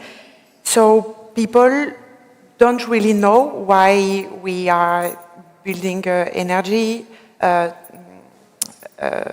yes, and this leads to a bad social perception, because when you live in a town and you see like a wind turbine building in front of your house, some people have the feeling that something is taken from them, their landscape, their land and everything, and for the benefit of other people who don't live here. So I think that we have to fill this gap by sharing, by a fair sharing of value of the wealth generated by renewable energy. And yes, that's it. Thank you, Lou. Javier, please. Okay, thank you, Andrés, and good afternoon, everyone. First of all, I want to thank the organization for your kind invitation to take part in today's panel. Samka, who anyone who may don't know us, we are wind farm operators. We started up our first wind farm in 1999, and today we have 13 wind farms with a total output of 520 megawatts. So, answering the questions and being very straightforward, both aspects are key, also not only the social aspects, also the environmental aspects. Regarding social aspects, we consider that it's key to listen to the territory in order to identify and to fix all the concerns that they may have regarding the development of any new project. And well, those concerns may change depending on the place. In some places, the main concern is to preserve the landscape. In others, could be to have more resources in order to develop their own projects or whatever. So, first of all, you have to be there and to ask what are their main concerns. So that's the first step to be able to make a proposal. Regarding the environmental aspects, well, of course, you should make a very careful design, considering not only the more obvious aspects regarding the conservation of birds, plants, or whatever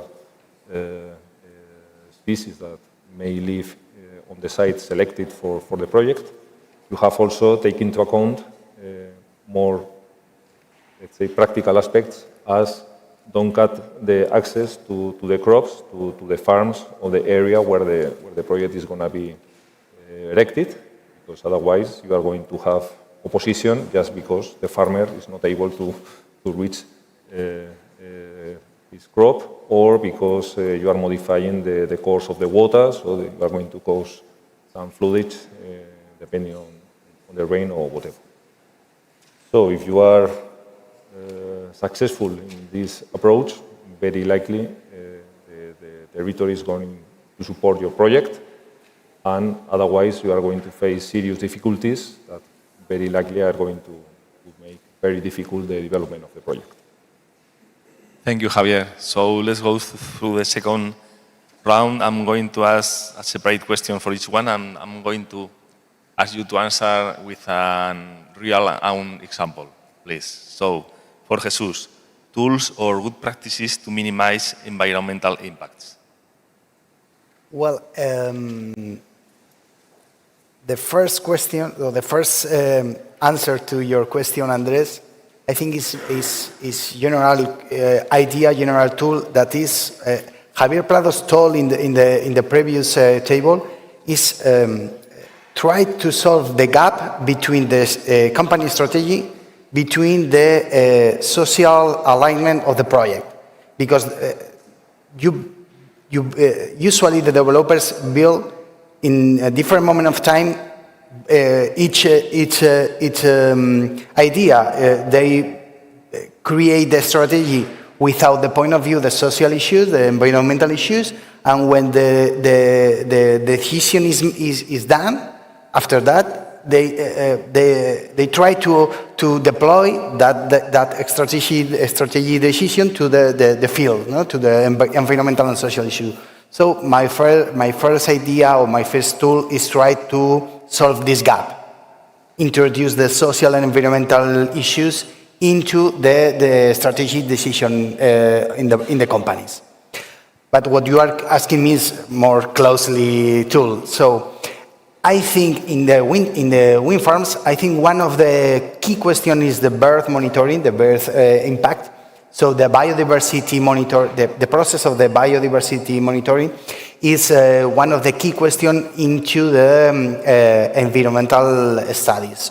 So one very important tool for all the developers or the wind farms developers is try to focus in the environmental process, in the birth monitoring process, because it's the main issue that the environmental public administration is going to put their focus.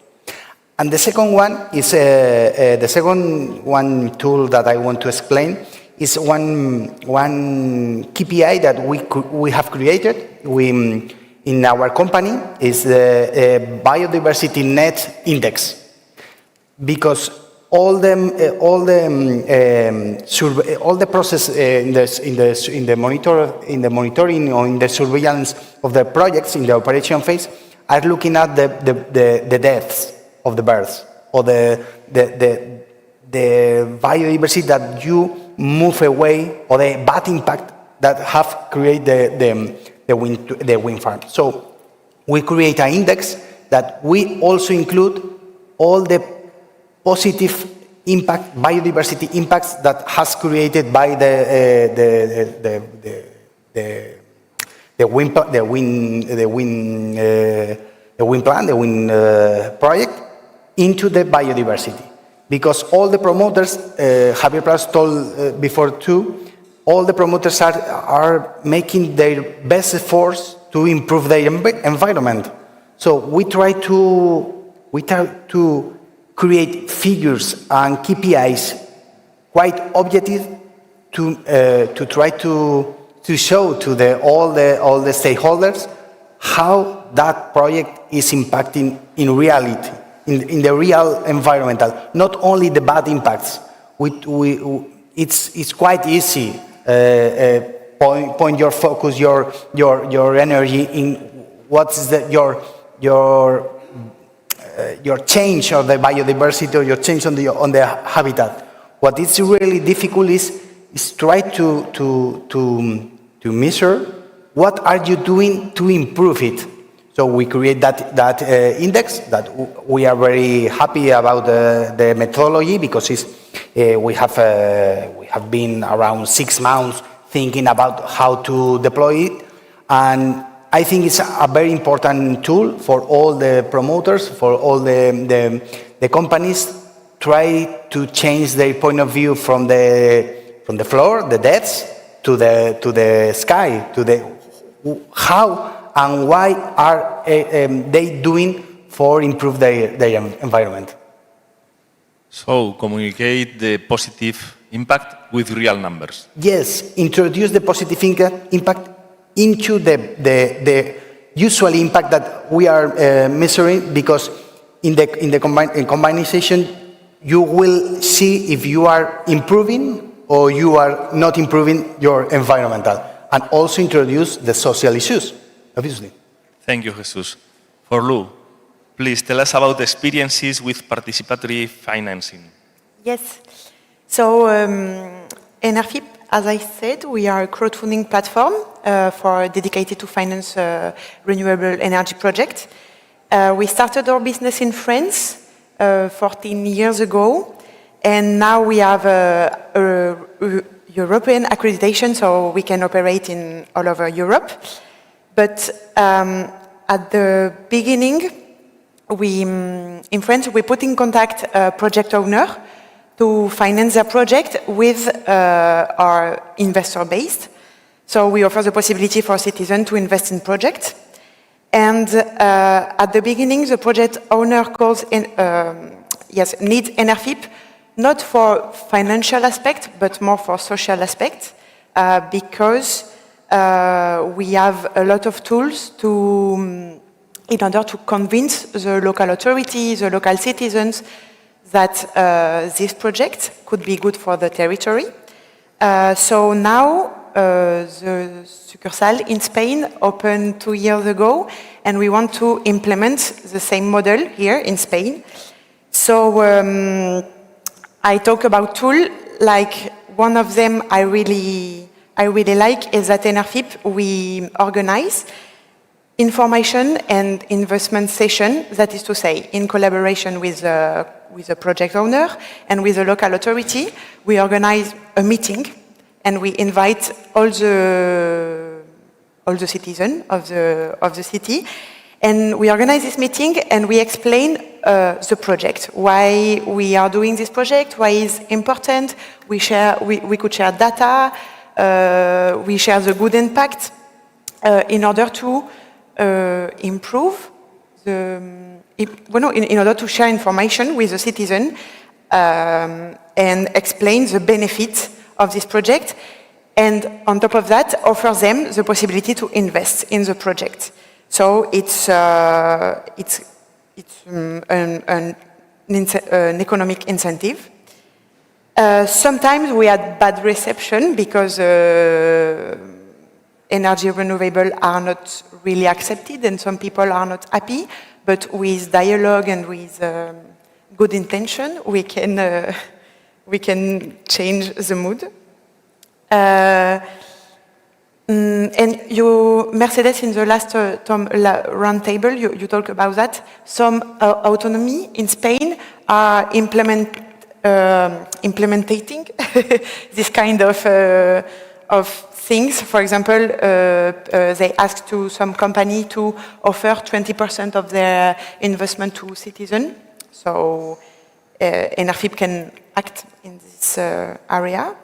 And so just to give a really concrete example, in France, we love to work with a company which name is Seider, because we share the same philosophy. For this company, fundraising, it's a real communication tool because they want to convince people, educate people, and convince local that this project could have a really good ecological impact and social impact, but also economical impact, because all the local could benefit from the wealth generated from this project. So thank you, Liu. And to maintain the event on time, last question for Javier. What type of actions are you taking to achieve social acceptance of your projects? Well, first of all, for us, achieving social acceptance is not a formality, it's a priority. And I am proud to say to say that in all the areas where we are working right now, they are demanding us not to leave and to dismantle the farm. They are demanding us more wind farms in that areas. So, well, we have achieved that basically with an approach in 3 levels. First of all, keep constant transparency and dialogue with the council and the relevant people in the territory. Of course, being a trustworthy company, you have to fulfill all the commitments that you take in order to be able to make promises that people can trust. And of course, to have a positive contribution to the territory, not only regarding taxes and rents, that of course you are obliged to pay. You have to put some additional projects or measures in order to help that positive view from the municipalities and all the stakeholders involved in the project. As an example, well, we have support the refurbishment of a building for social uses in one municipality, in Rueda de Jalón. Another project, we have installed signals and posters in order to explain about the vestige of the civil war that were in that area. Also, another posters talk about the value of the nature in the surroundings. And last one, talk about how the wind turbines generate and what are the main principles that they use. And well, we have distributed some brochures on the hotels and the rural houses that are in the neighborhood, the wind farm, and we have achieved a support from those places who were originally in front of against the project. So that would be basically what we have done. So thank you very much, all of us. Jonathan, I don't know if we have some time for questions from the public or this is at the end of the...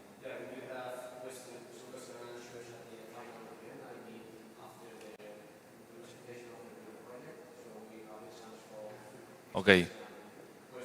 So thank you very much, all of you. Fernando, thank you very much for coming here. Jesus, Lu, Thank you. and Javier. And go for the following step. Okay, thank you.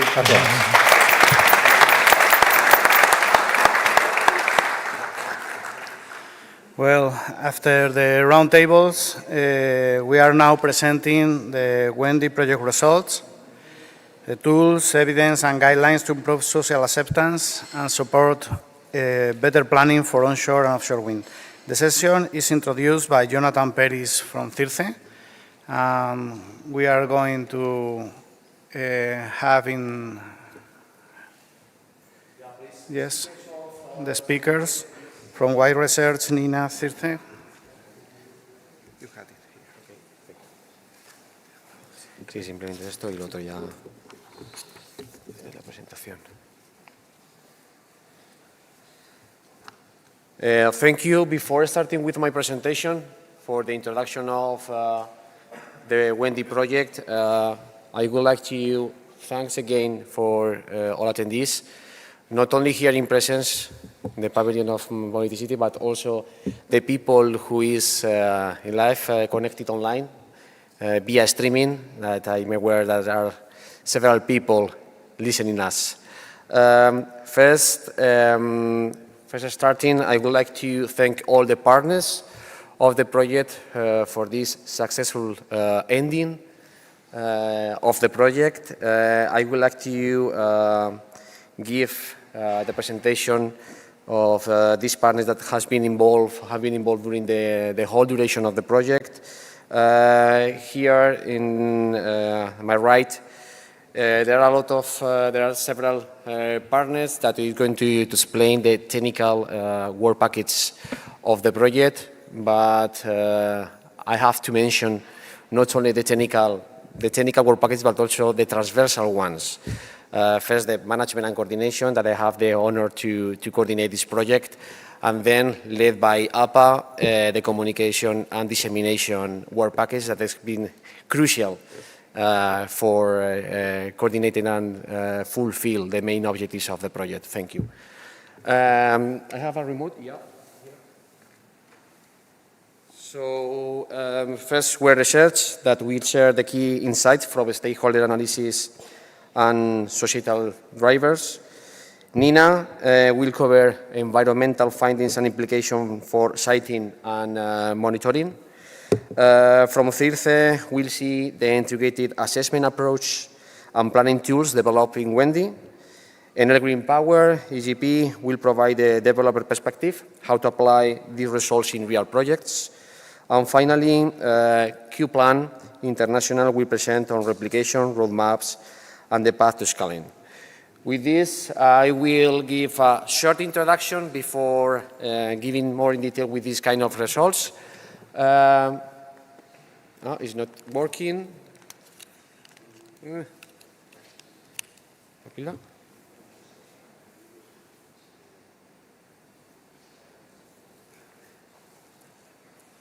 Okay. Vale.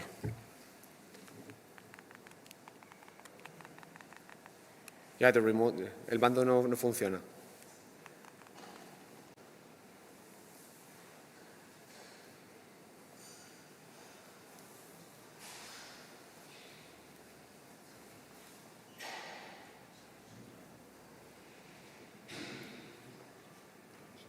Vale.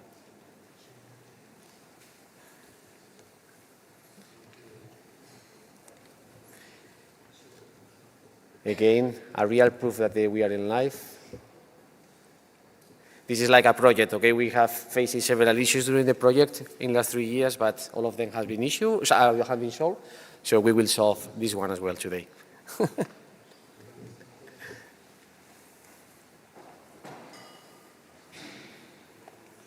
Okay, now. What is WENDY? WENDY wants to give solution to many topics that we have commented in our roundtables. It's trying to analyze the factor that influences the social acceptance of wind farms, but with a different perspective. I mean, the main focus is obviously the main topic of today is the social acceptance, but we have assessed during the whole duration of the project, this social acceptance within, from different perspectives. From the perspective of a social environment, the environmental, and the technology and economic impact of this kind of wind farms. The duration of the project has been 3 years. In fact, today is the official date of closing of this project. So congratulations again. This is to celebrate, not only for the event, but also for the final day of the project. We will keep in touch because we have to prepare some other reports, okay? Yeah, we are 9 partners from 6 different countries, and this is the graph and the main sentence that can be integrate the main concept of the project. WENDY aims to unravel the factors that trigger the social acceptance of wind farms through a in-depth analysis in 3 dimensions: social science and humanities, environmental science, and engineering technology. This is the main blocks on the main dimensions of the project. As I said before, trying to identify the main factors that influences the social acceptance of wind farms. We made an evaluation for integrating modeling tools and methodologies for evaluating the effects of wind farms in the local natural environment. Obviously, we have made an assessment as well in order to define an optimal siting of the wind farms from different perspectives, from the holistic point of view. And finally, obviously, to empower the adoption of participatory approaches of this kind of development of wind farms. But better than words, let me show you a video that we have prepared in the project that summarizes very well this kind of concept and objectives. And then, once this video finalizes, I will give the floor to my colleagues, okay? cleaner future? Discover WENDY, moving towards renewable energy together. Wind energy plays a key role in the energy transition. However, the development of new projects sometimes raises questions or concerns among local communities. Understanding and addressing these perceptions is essential to ensure a balanced and inclusive rollout of wind power across territories. By analyzing environmental, innovative, economic and social aspects, the WENDY project aims to support the harmonious integration of onshore and offshore wind farms into communities across Europe.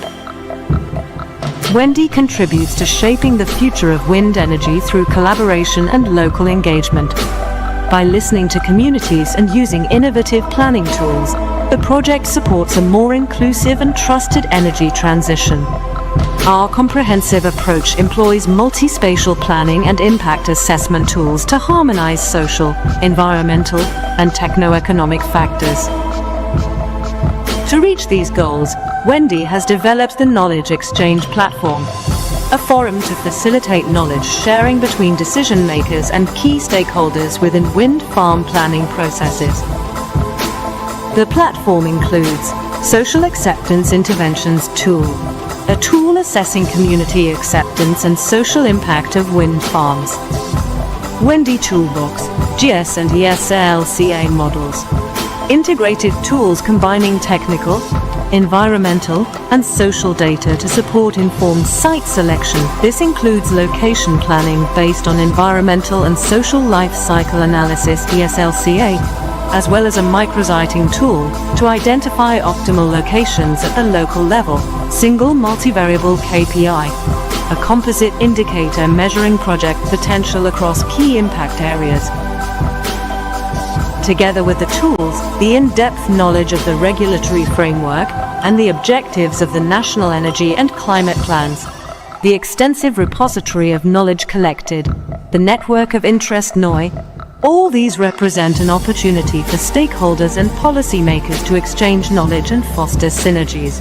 An innovative forum where committed actors are informed, empowered to identify and incentivized to employ solutions beneficial to local communities and the renewable energy industry. Check out the Knowledge Exchange platform on our website and stay up to date with our achievements.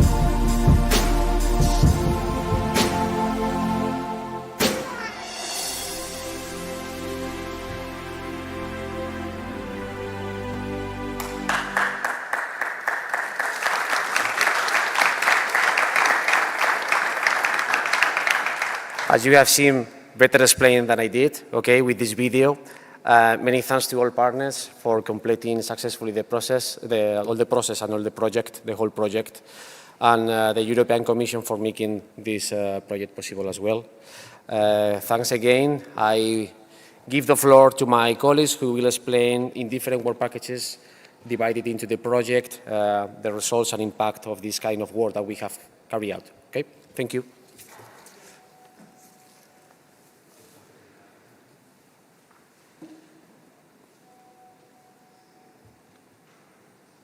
Am I good to go?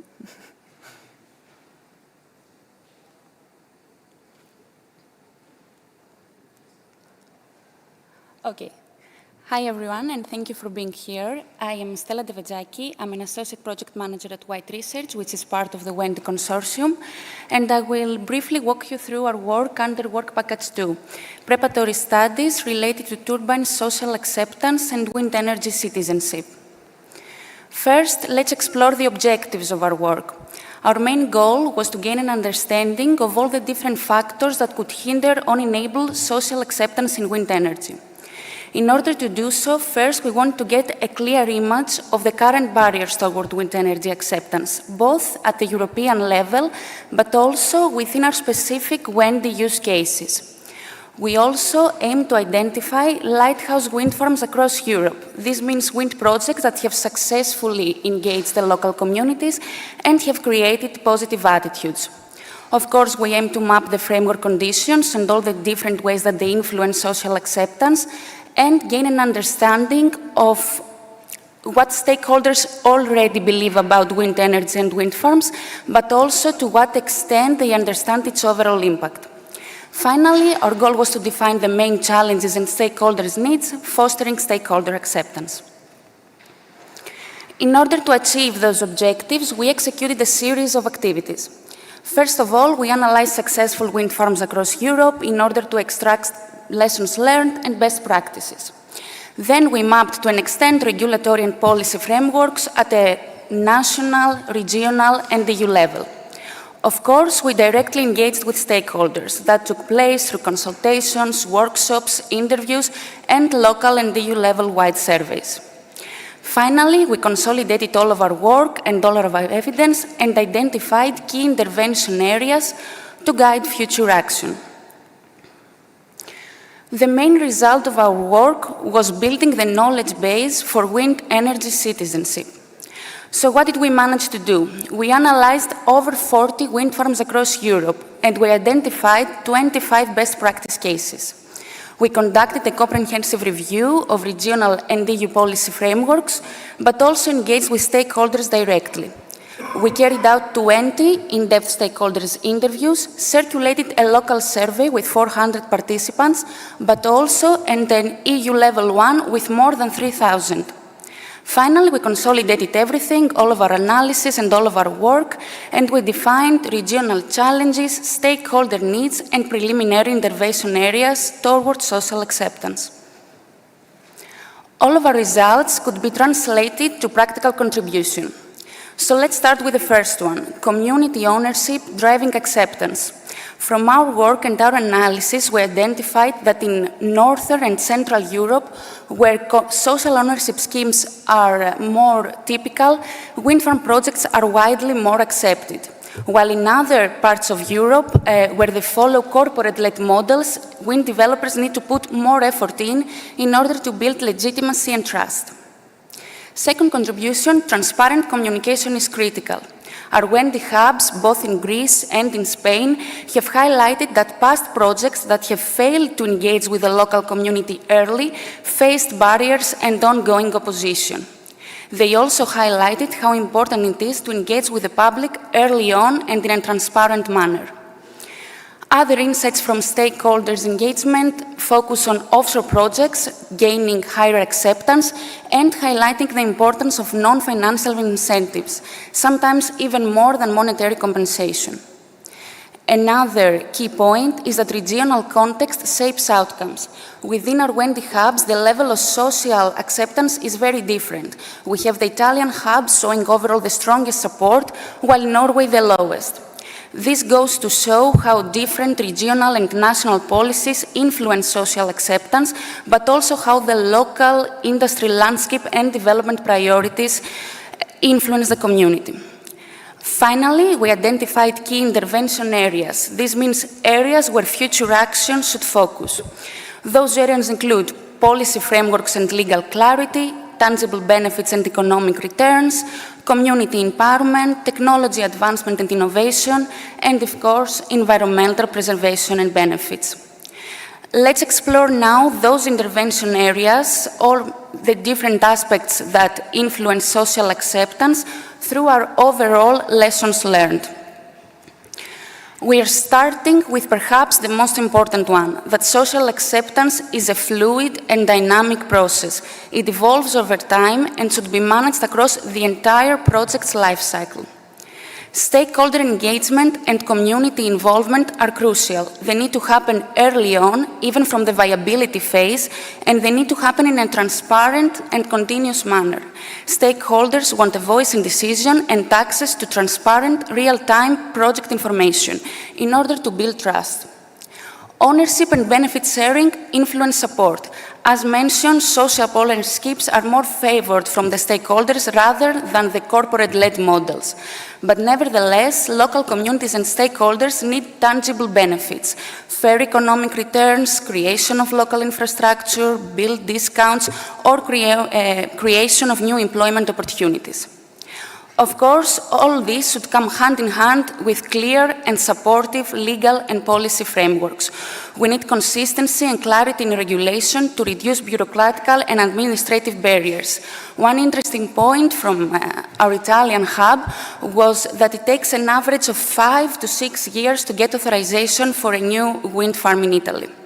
But also to foster social acceptance and community involvement, we need supportive national and regional policies. They need to establish and regulate community participation mechanisms in order to ensure that the local communities have a voice in the decision making.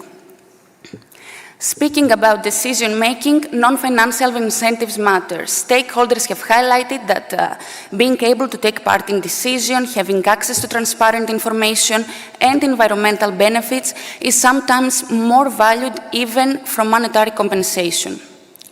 We also need proactive mitigation strategies and clear siting plans in order to strategically address barriers. Those barriers are the ones that you could imagine, like stakeholder concerns about aesthetics and health impact or environmental presentation or local industry integration. All this, of course, cannot take place without cross-stakeholder sector collaboration, and this involves collaboration of all stakeholders throughout the whole wind farm value chain, including governments, cooperatives, developers, and, of course, the local community. But in order to have socially acceptable wind farm projects, we also need to make sure that these projects are understood, that local stakeholders understand the overall impact that wind energy has. So this is where policy comes in. Policy should link climate goals with local impact. And here we don't only mean environmental preservation and benefits, but also link wind energy to local development priorities, an aspect that, as you understand, is really differentiated from context to context. And finally, as mentioned also and highlighted in previous panels, we need to identify that innovation and learning are key enablers. Technological advancements need to be prioritized in order to make sure that our projects are future-proof and sustainable. But also, in order to build trust, we need to make sure that all our ongoing and future efforts are influenced from past best practices and lessons learned. If we had to take one takeaway from the WENDY experience, it is that social acceptance is fluid. It requires continuous engagement throughout the wind farm's entire life cycle. Or, in simpler words, there is no one-size-fits-all approach. It is either the policy and legal framework that is differentiated, or the local industry landscape and development priorities. Finally, for my closing note, stakeholder engagement should happen early, even from the siting or viability phase, to make sure that future wind farm projects are well understood, trusted, and overall accepted. Thank you very much for your attention.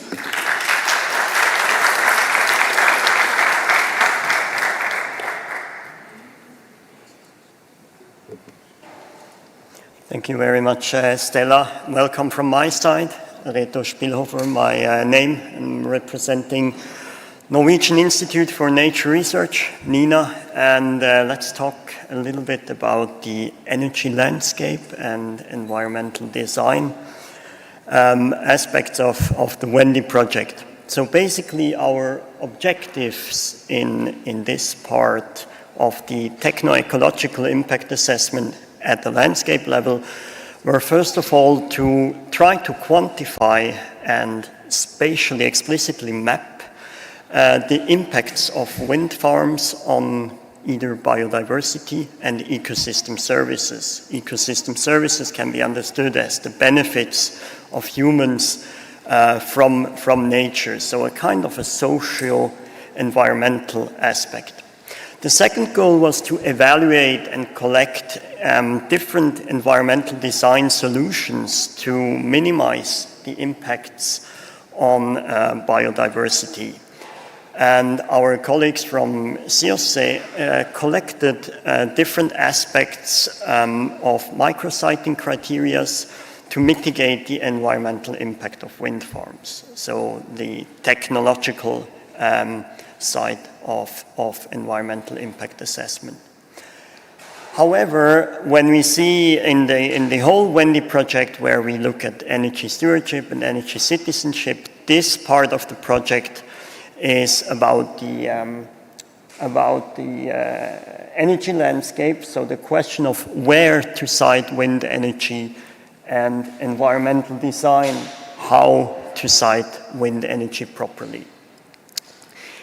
What have we done in the last 3 years? So first of all, we, as I said, calculate and map impacts on biodiversity and ecosystems. We included around 600 species all over Europe and calculated species distribution maps for whole Europe. We will use those maps, as I show you further on, to calculate the impact or the possible impacts on species. Further, in the different WENDY use cases, we did a participatory mapping, engaging local people to show them their landscape values. So what is actually important for them and where is it important? Also here, try to calculate the impact on these local nature values. Further on, we created a handbook of environmental design solutions and summarized the different solutions and their effectiveness on mitigating impacts, and a collection of micrositing parameters, as I mentioned in the goals. What are the results of these 3 aspects? Let's first talk about the environmental impact assessment. So biodiversity and ecosystem service. As I said, first we need to know where do we have species, where do we have different ecosystem services or benefits, nature's benefit for people. So on the map here, it's just an example from our Greek area. We mapped biodiversity, so high biodiversity at some spots, maybe lower biodiversity, mainly bats and birds at other spots. So these are maps. And the same is for ecosystem services. You see here the pilot case of Crete Island.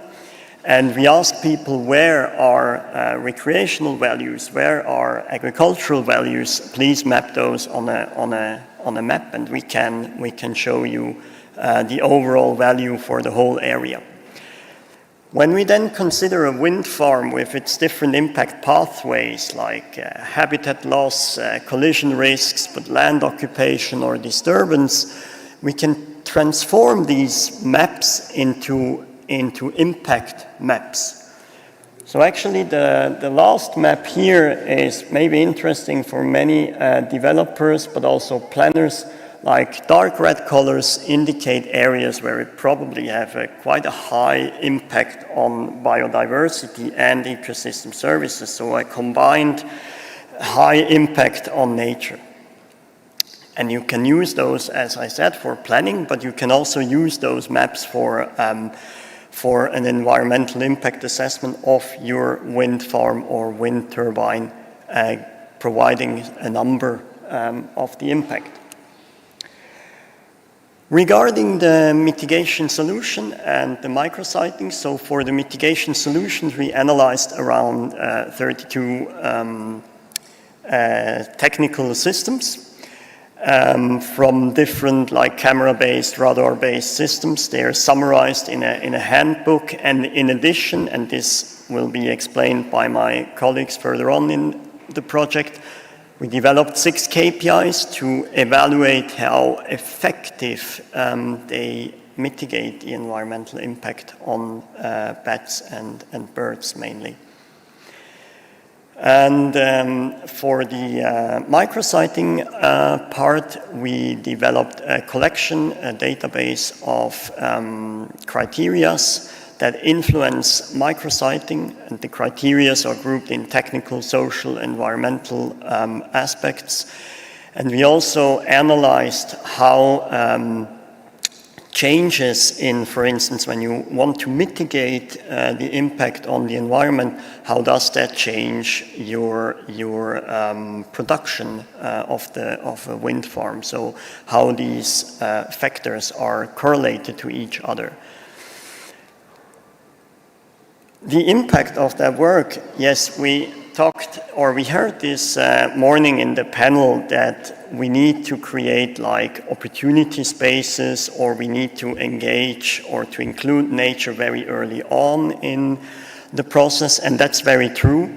And these maps might help you. So although the maps might show impact, negative aspects, they also create an opportunity space. So you can show where do we have opportunities, where is it better to place a wind turbine in compared to other areas.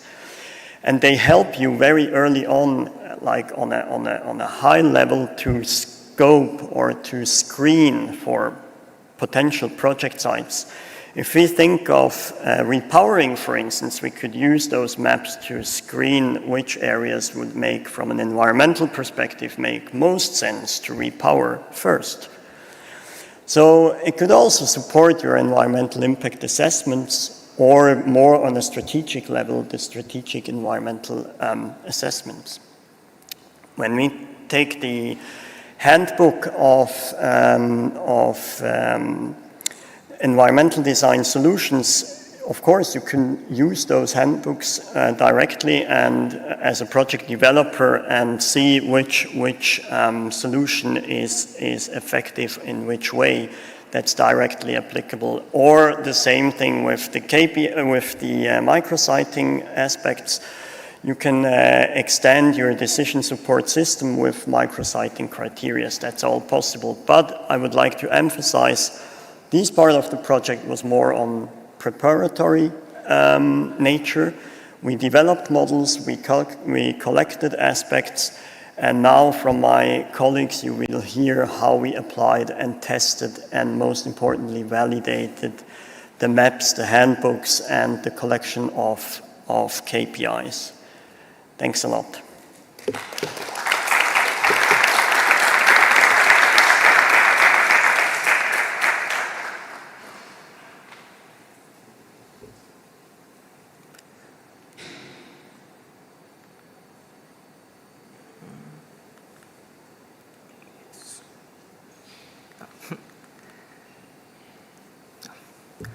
Hey, hello, I am Sergio Arregui. I work at CIRCE, and I am very pleased to be presenting this section of the project that has been done with the crucial collaboration of CBS, NINA, and APA, and of course with the participation of the entire consortium.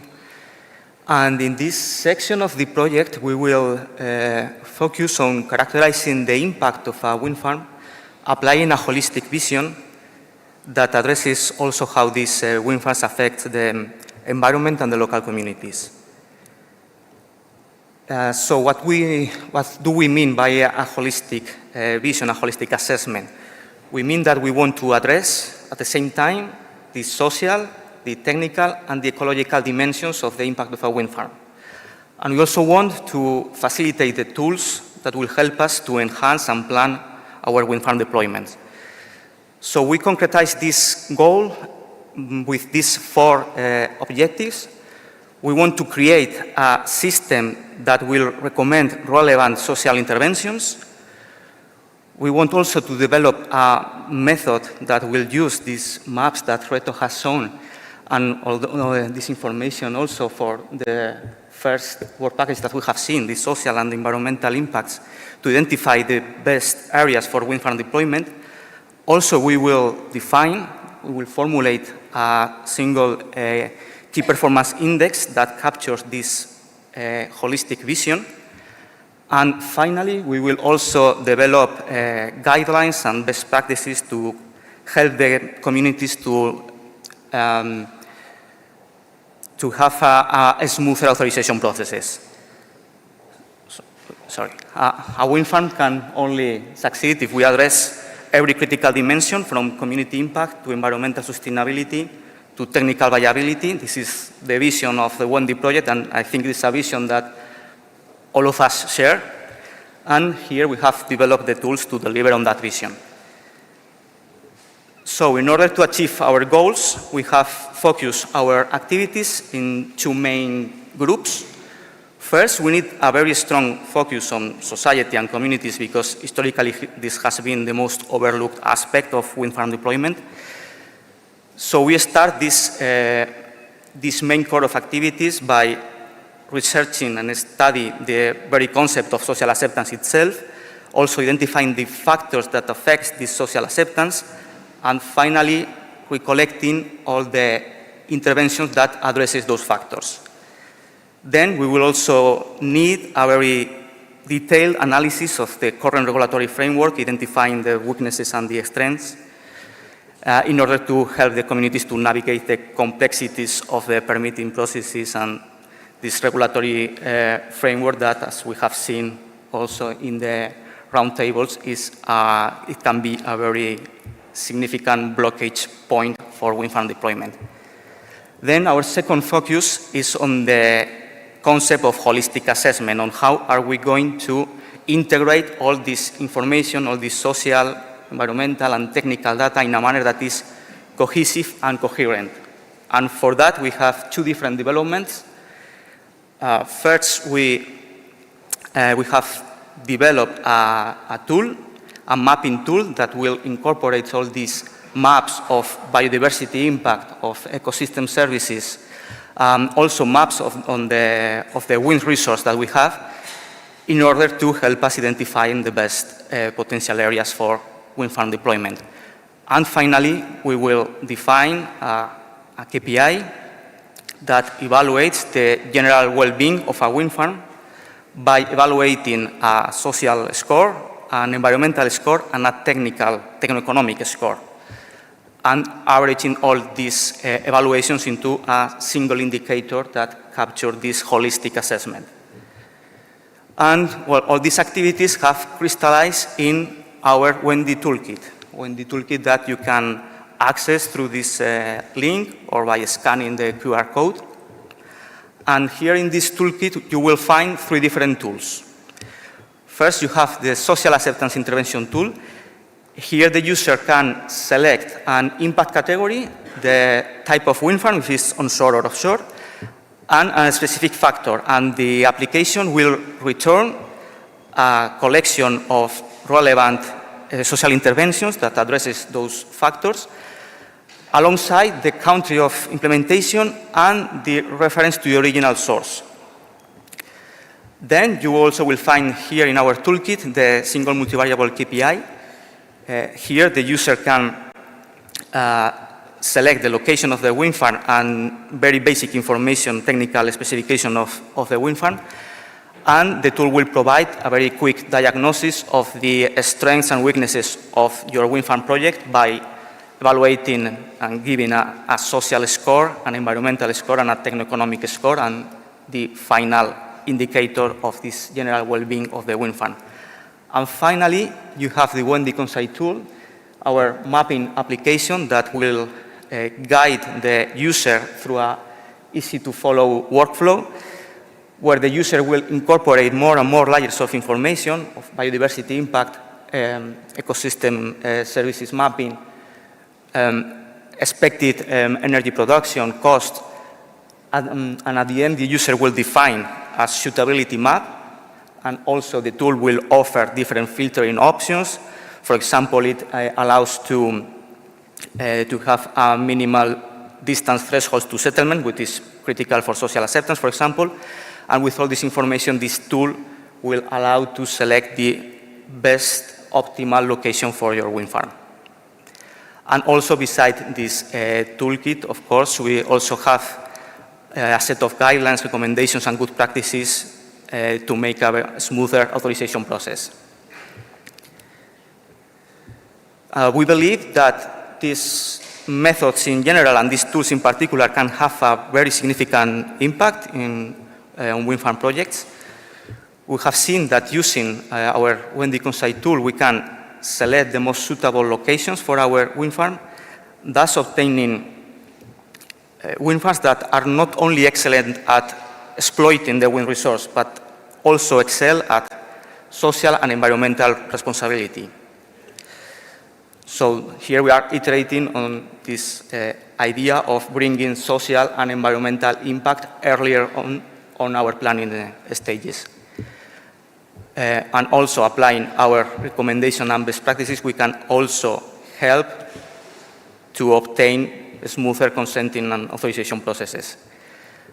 But our impact is not limited to the planning stage, because the social acceptance intervention tool offers recommendations for the entire life cycle of a wind farm, from the planning to the building, operation, and the commissioning.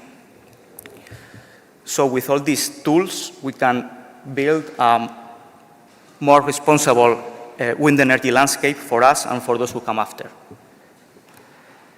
But the work doesn't end here necessarily, because of course with this research we have opened new paths for further development. We have identified these 3 future expansions for this methodology.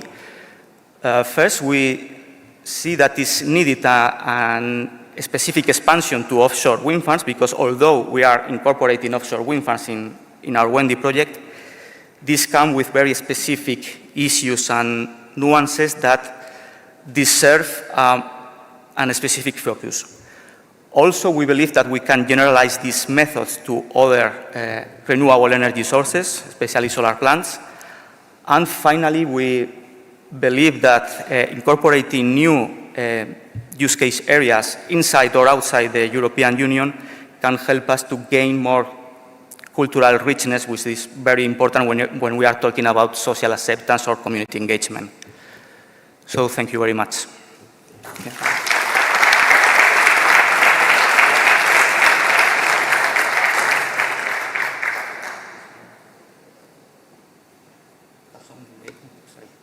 Several times, and it was in the last slide.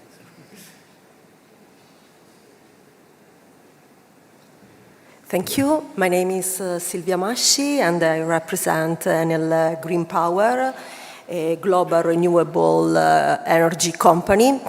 And Enel Green Power is a leader of the WENDY work package dedicated to the validation of the tools developed in the previous work package. The specific objectives of our activities, first of all, is to raise awareness of the local community, the stakeholder engagement, and the social ownership models exploration throughout outreach activities. Then the implementation of behavioral intervention to enhance social acceptance, implementation of environmental impact models and environmental design option, and finally, demonstration of integrated methods to enhance energy citizenship. The activity developed were launch of WENDY Knowledge Hubs, an innovative forum to increase the involvement of local community and the engagement of stakeholders with many events and activities in the various use cases. The implementation of behavioral intervention throughout public communication strategies to enhance social acceptance of wind energy projects, the implementation of different avifauna protection system in use case in Spain in order to evaluate their performance. At the end, the application of the tools developed for holistic impact assessment, the tools seen with Sergio before.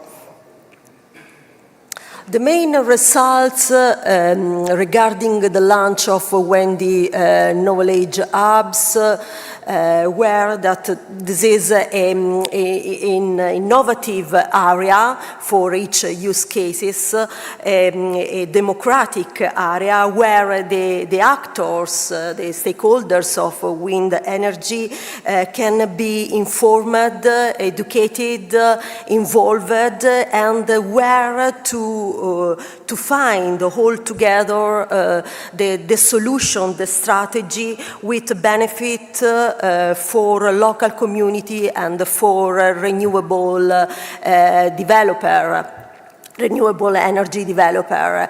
And regarding the engagement of local stakeholders for the promotion of wind energy acceptance, we obtain a strong local engagement through many events like warm-ups, the identification of local champions, a sort of ambassador for a specific use case, to engage other people, to inform other people, like a mobilizer for the local community through the wind energy and WENDY concept.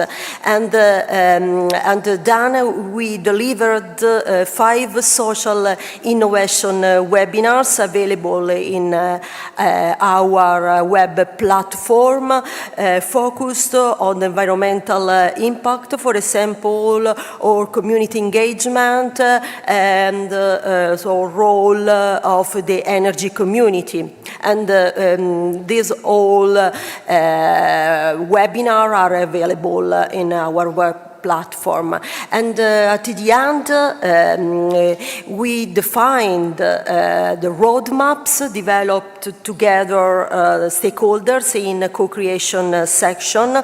And this roadmap, tailored for each use cases, are a series of step keys, a practical measure to adapt in each use cases to conduct, to guide an harmonious coexistence of local community and turbines.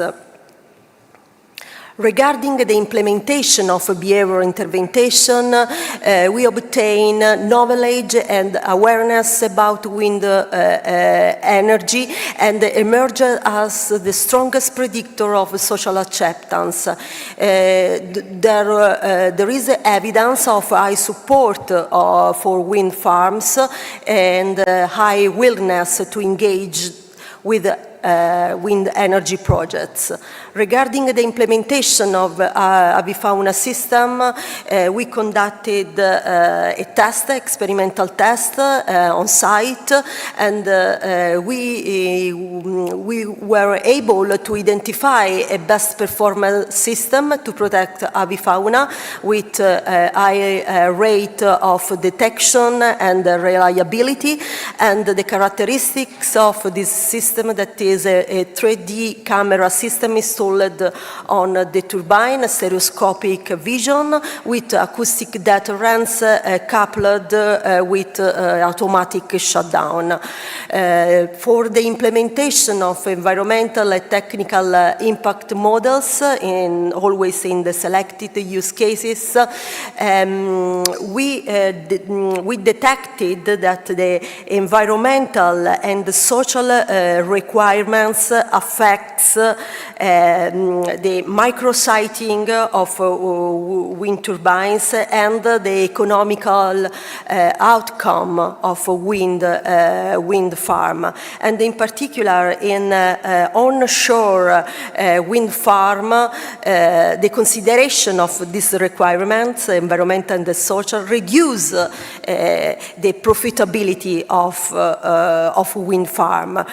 Despite this is essential to consider this in the evaluation in order to obtain a new wind farm, a new project integrated in ecosystems. And finally, regarding the evaluation of holistic assessment tools, we applied the single multivariable KPI accurately in the use cases, and the Consite tool, the WENDY Consite tools. And it's clear that these two tools are very practical decision makers that can help authorities, developer, local community, policy makers to understand well the value of a new wind farm, because they are able to evaluate social, environmental, and economical performance, and it's possible to address the social and environmental challenges, and also with life cycle impact assessment methods. It's very useful to select areas with less environmental impacts.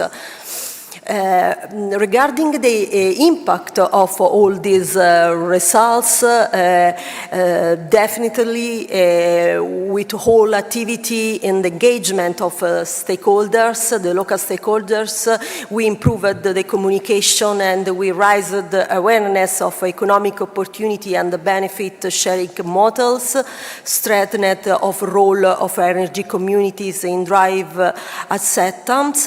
Regarding the implementation of behavioral intervention, we demonstrated that public attitudes can be positively influenced by focusing on psychological determinants of social acceptance. And regarding avifauna protection system, we tested an effective solution based on stereoscopic camera technology to reduce bird collisions. Let's explore the lesson learned and the next step. We definitely achieved a greater understanding of economic, legal, and social aspect of wind energy development. And regarding the roadmaps, to make them effective, we recommend to monitor and to evaluate the results and the policy advocacy for supportive regulations. And regarding the behavioral interventions, the intervention can influence social acceptance, but they are not quick fixes. It's possible to use this strategy to help in broader participatory and trust-building approach. And at the end, regarding avifauna protection system, we learned during our test that artificial intelligence algorithm for species recognition, often coupled with the camera system, is not completely ready for automatic use, is under development, and instead regarding the deterrence measure should be used in addition to shutdown strategy to have a complete, more complete protection, bird protection, and at the end there is a need to maintain a continuous monitoring of technological developments and the new solution in order to have available the most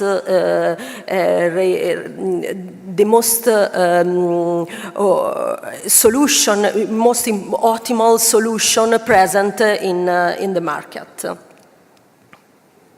Thank you for your attention.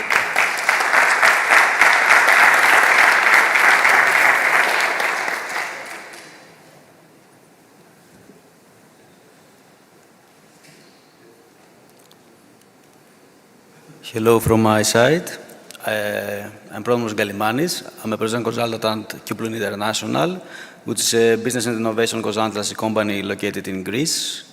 Qplan was the leader of this series of activities, which is about the integrated assessment, the knowledge transfer, and the policy recommendations from WENDY. I want to give a special thanks to Nina, Circe, and also White Research, who were leading a lot of these tasks activities. And also, of course, the whole consortium who contributed very actively, and they give a lot of effort for the successful completion of this work package.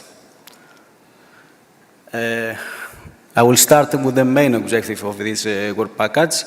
The main focus is to make an analysis of all the models and methodologies that were derived from the previous activities of the project, and to make a validation and create some guidelines for future usage.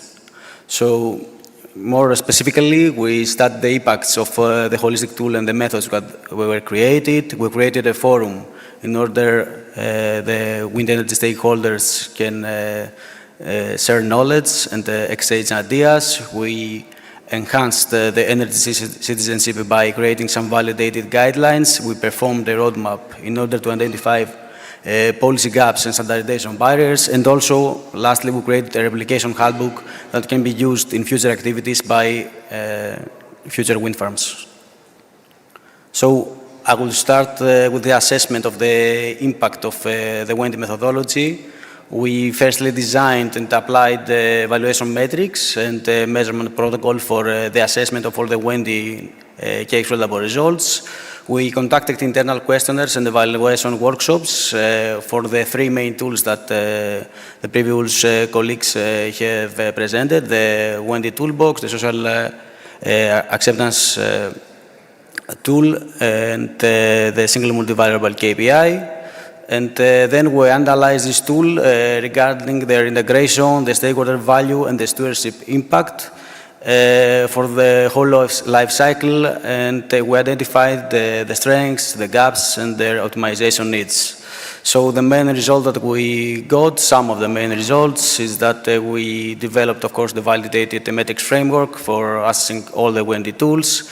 And a very good result was that all the tools have demonstrated a very strong stakeholder value, and especially for developers and authorities, and for future use. Now, regarding the purpose of this assessment is mainly to enhance this holistic decision-making that we have made during the previous work packages, and combine the social, environmental, and technical dimensions to a stewardship framework, and also to strengthen the position of WENDY as a reference methodology for the impact assessment. As you can see on this graph, I don't know if it is visible, most of the WENDY actual results that we have developed are addressing the planning period of during the wind farm construction.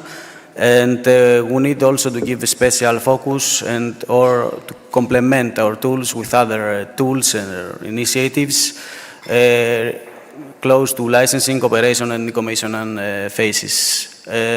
Also, WENDY in the future can be used as the data lake in order to extend this methodology, what was developed during these tasks, to other domains. Now, I will give you a brief overview about the knowledge exchange platform. As my partners told you before, it's comprised of various sections. The most important is that it includes all of the WENDY tools that were produced during the project, and you can find access links for them, and also some information and how you can use them. Except from that, there is an atlas map of the 25 best wind farm cases that were now analyzed during a deep analysis that was made both at the local level and both at the European level. A knowledge repository that includes both WENDY knowledge, but also reports, papers related to wind energy, a forum for a network of individuals that can connect and exchange knowledge among them, and also other sections that we can find by accessing the knowledge exchange platform of WENDY. As part of the WENDY Knowledge Exchange platform, a strong network was developed, and we managed to gather more than 100 stakeholders that use this platform and change ideas. So the main purpose of this result was to, of course, increase visibility and accessibility of the WENDY results, also to strengthen the stakeholder dialogue and collaboration, and enhance the capacity building of individuals that are interested in wind energy through webinars, brokerage events, and holistic assessment tools. So we intend to include all the WENDY derivative relevant material into KEP and make continuous update, and maybe in the future we try to connect the knowledge exchange platform with other European platforms and projects.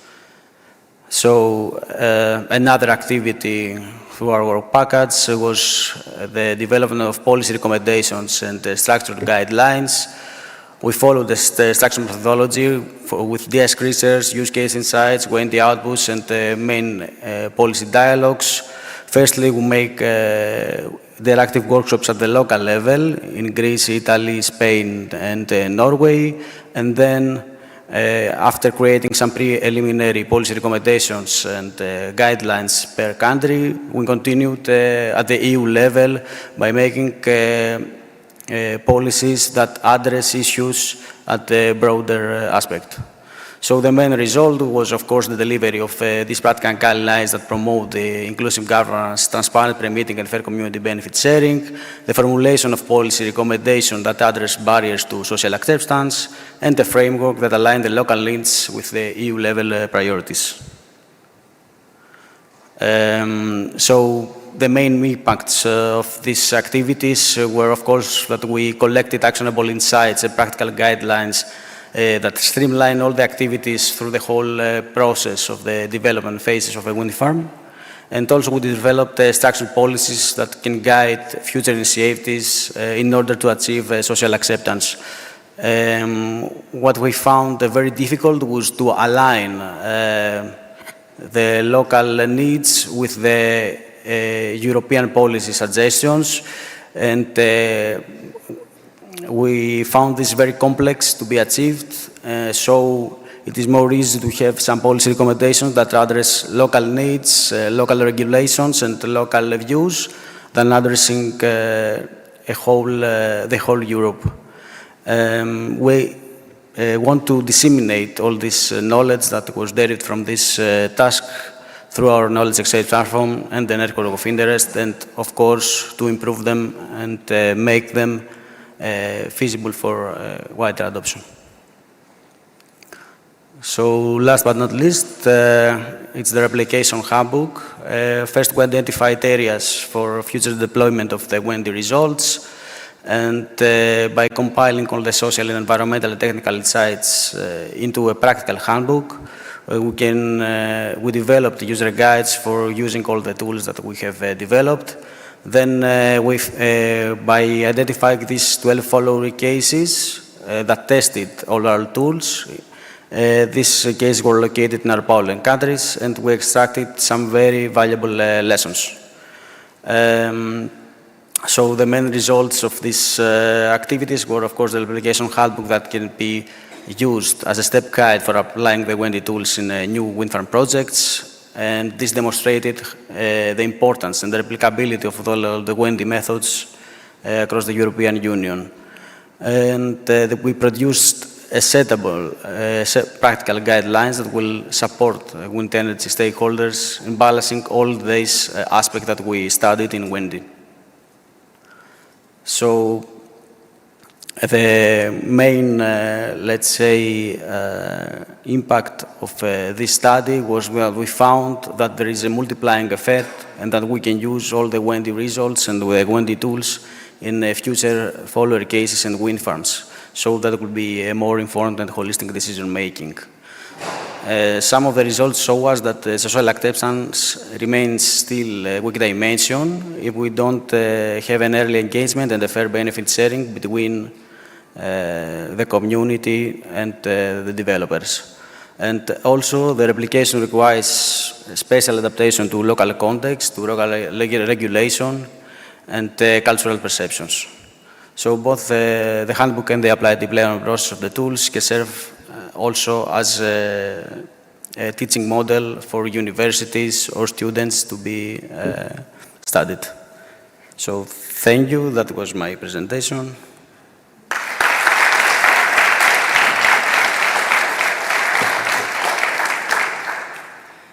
Well, thank you to all of the contributors. I will ask you to remain seated just for a moment. As we are reaching the end of the formal program, we will have a little time for questions. If you have any questions to all of the professionals that have boosted the WENDY project, that's the moment. If there is not any questions, we can go to the networking cocktail, but I will wait 1 minute to see if someone has a question. No? No one? It's very clear then.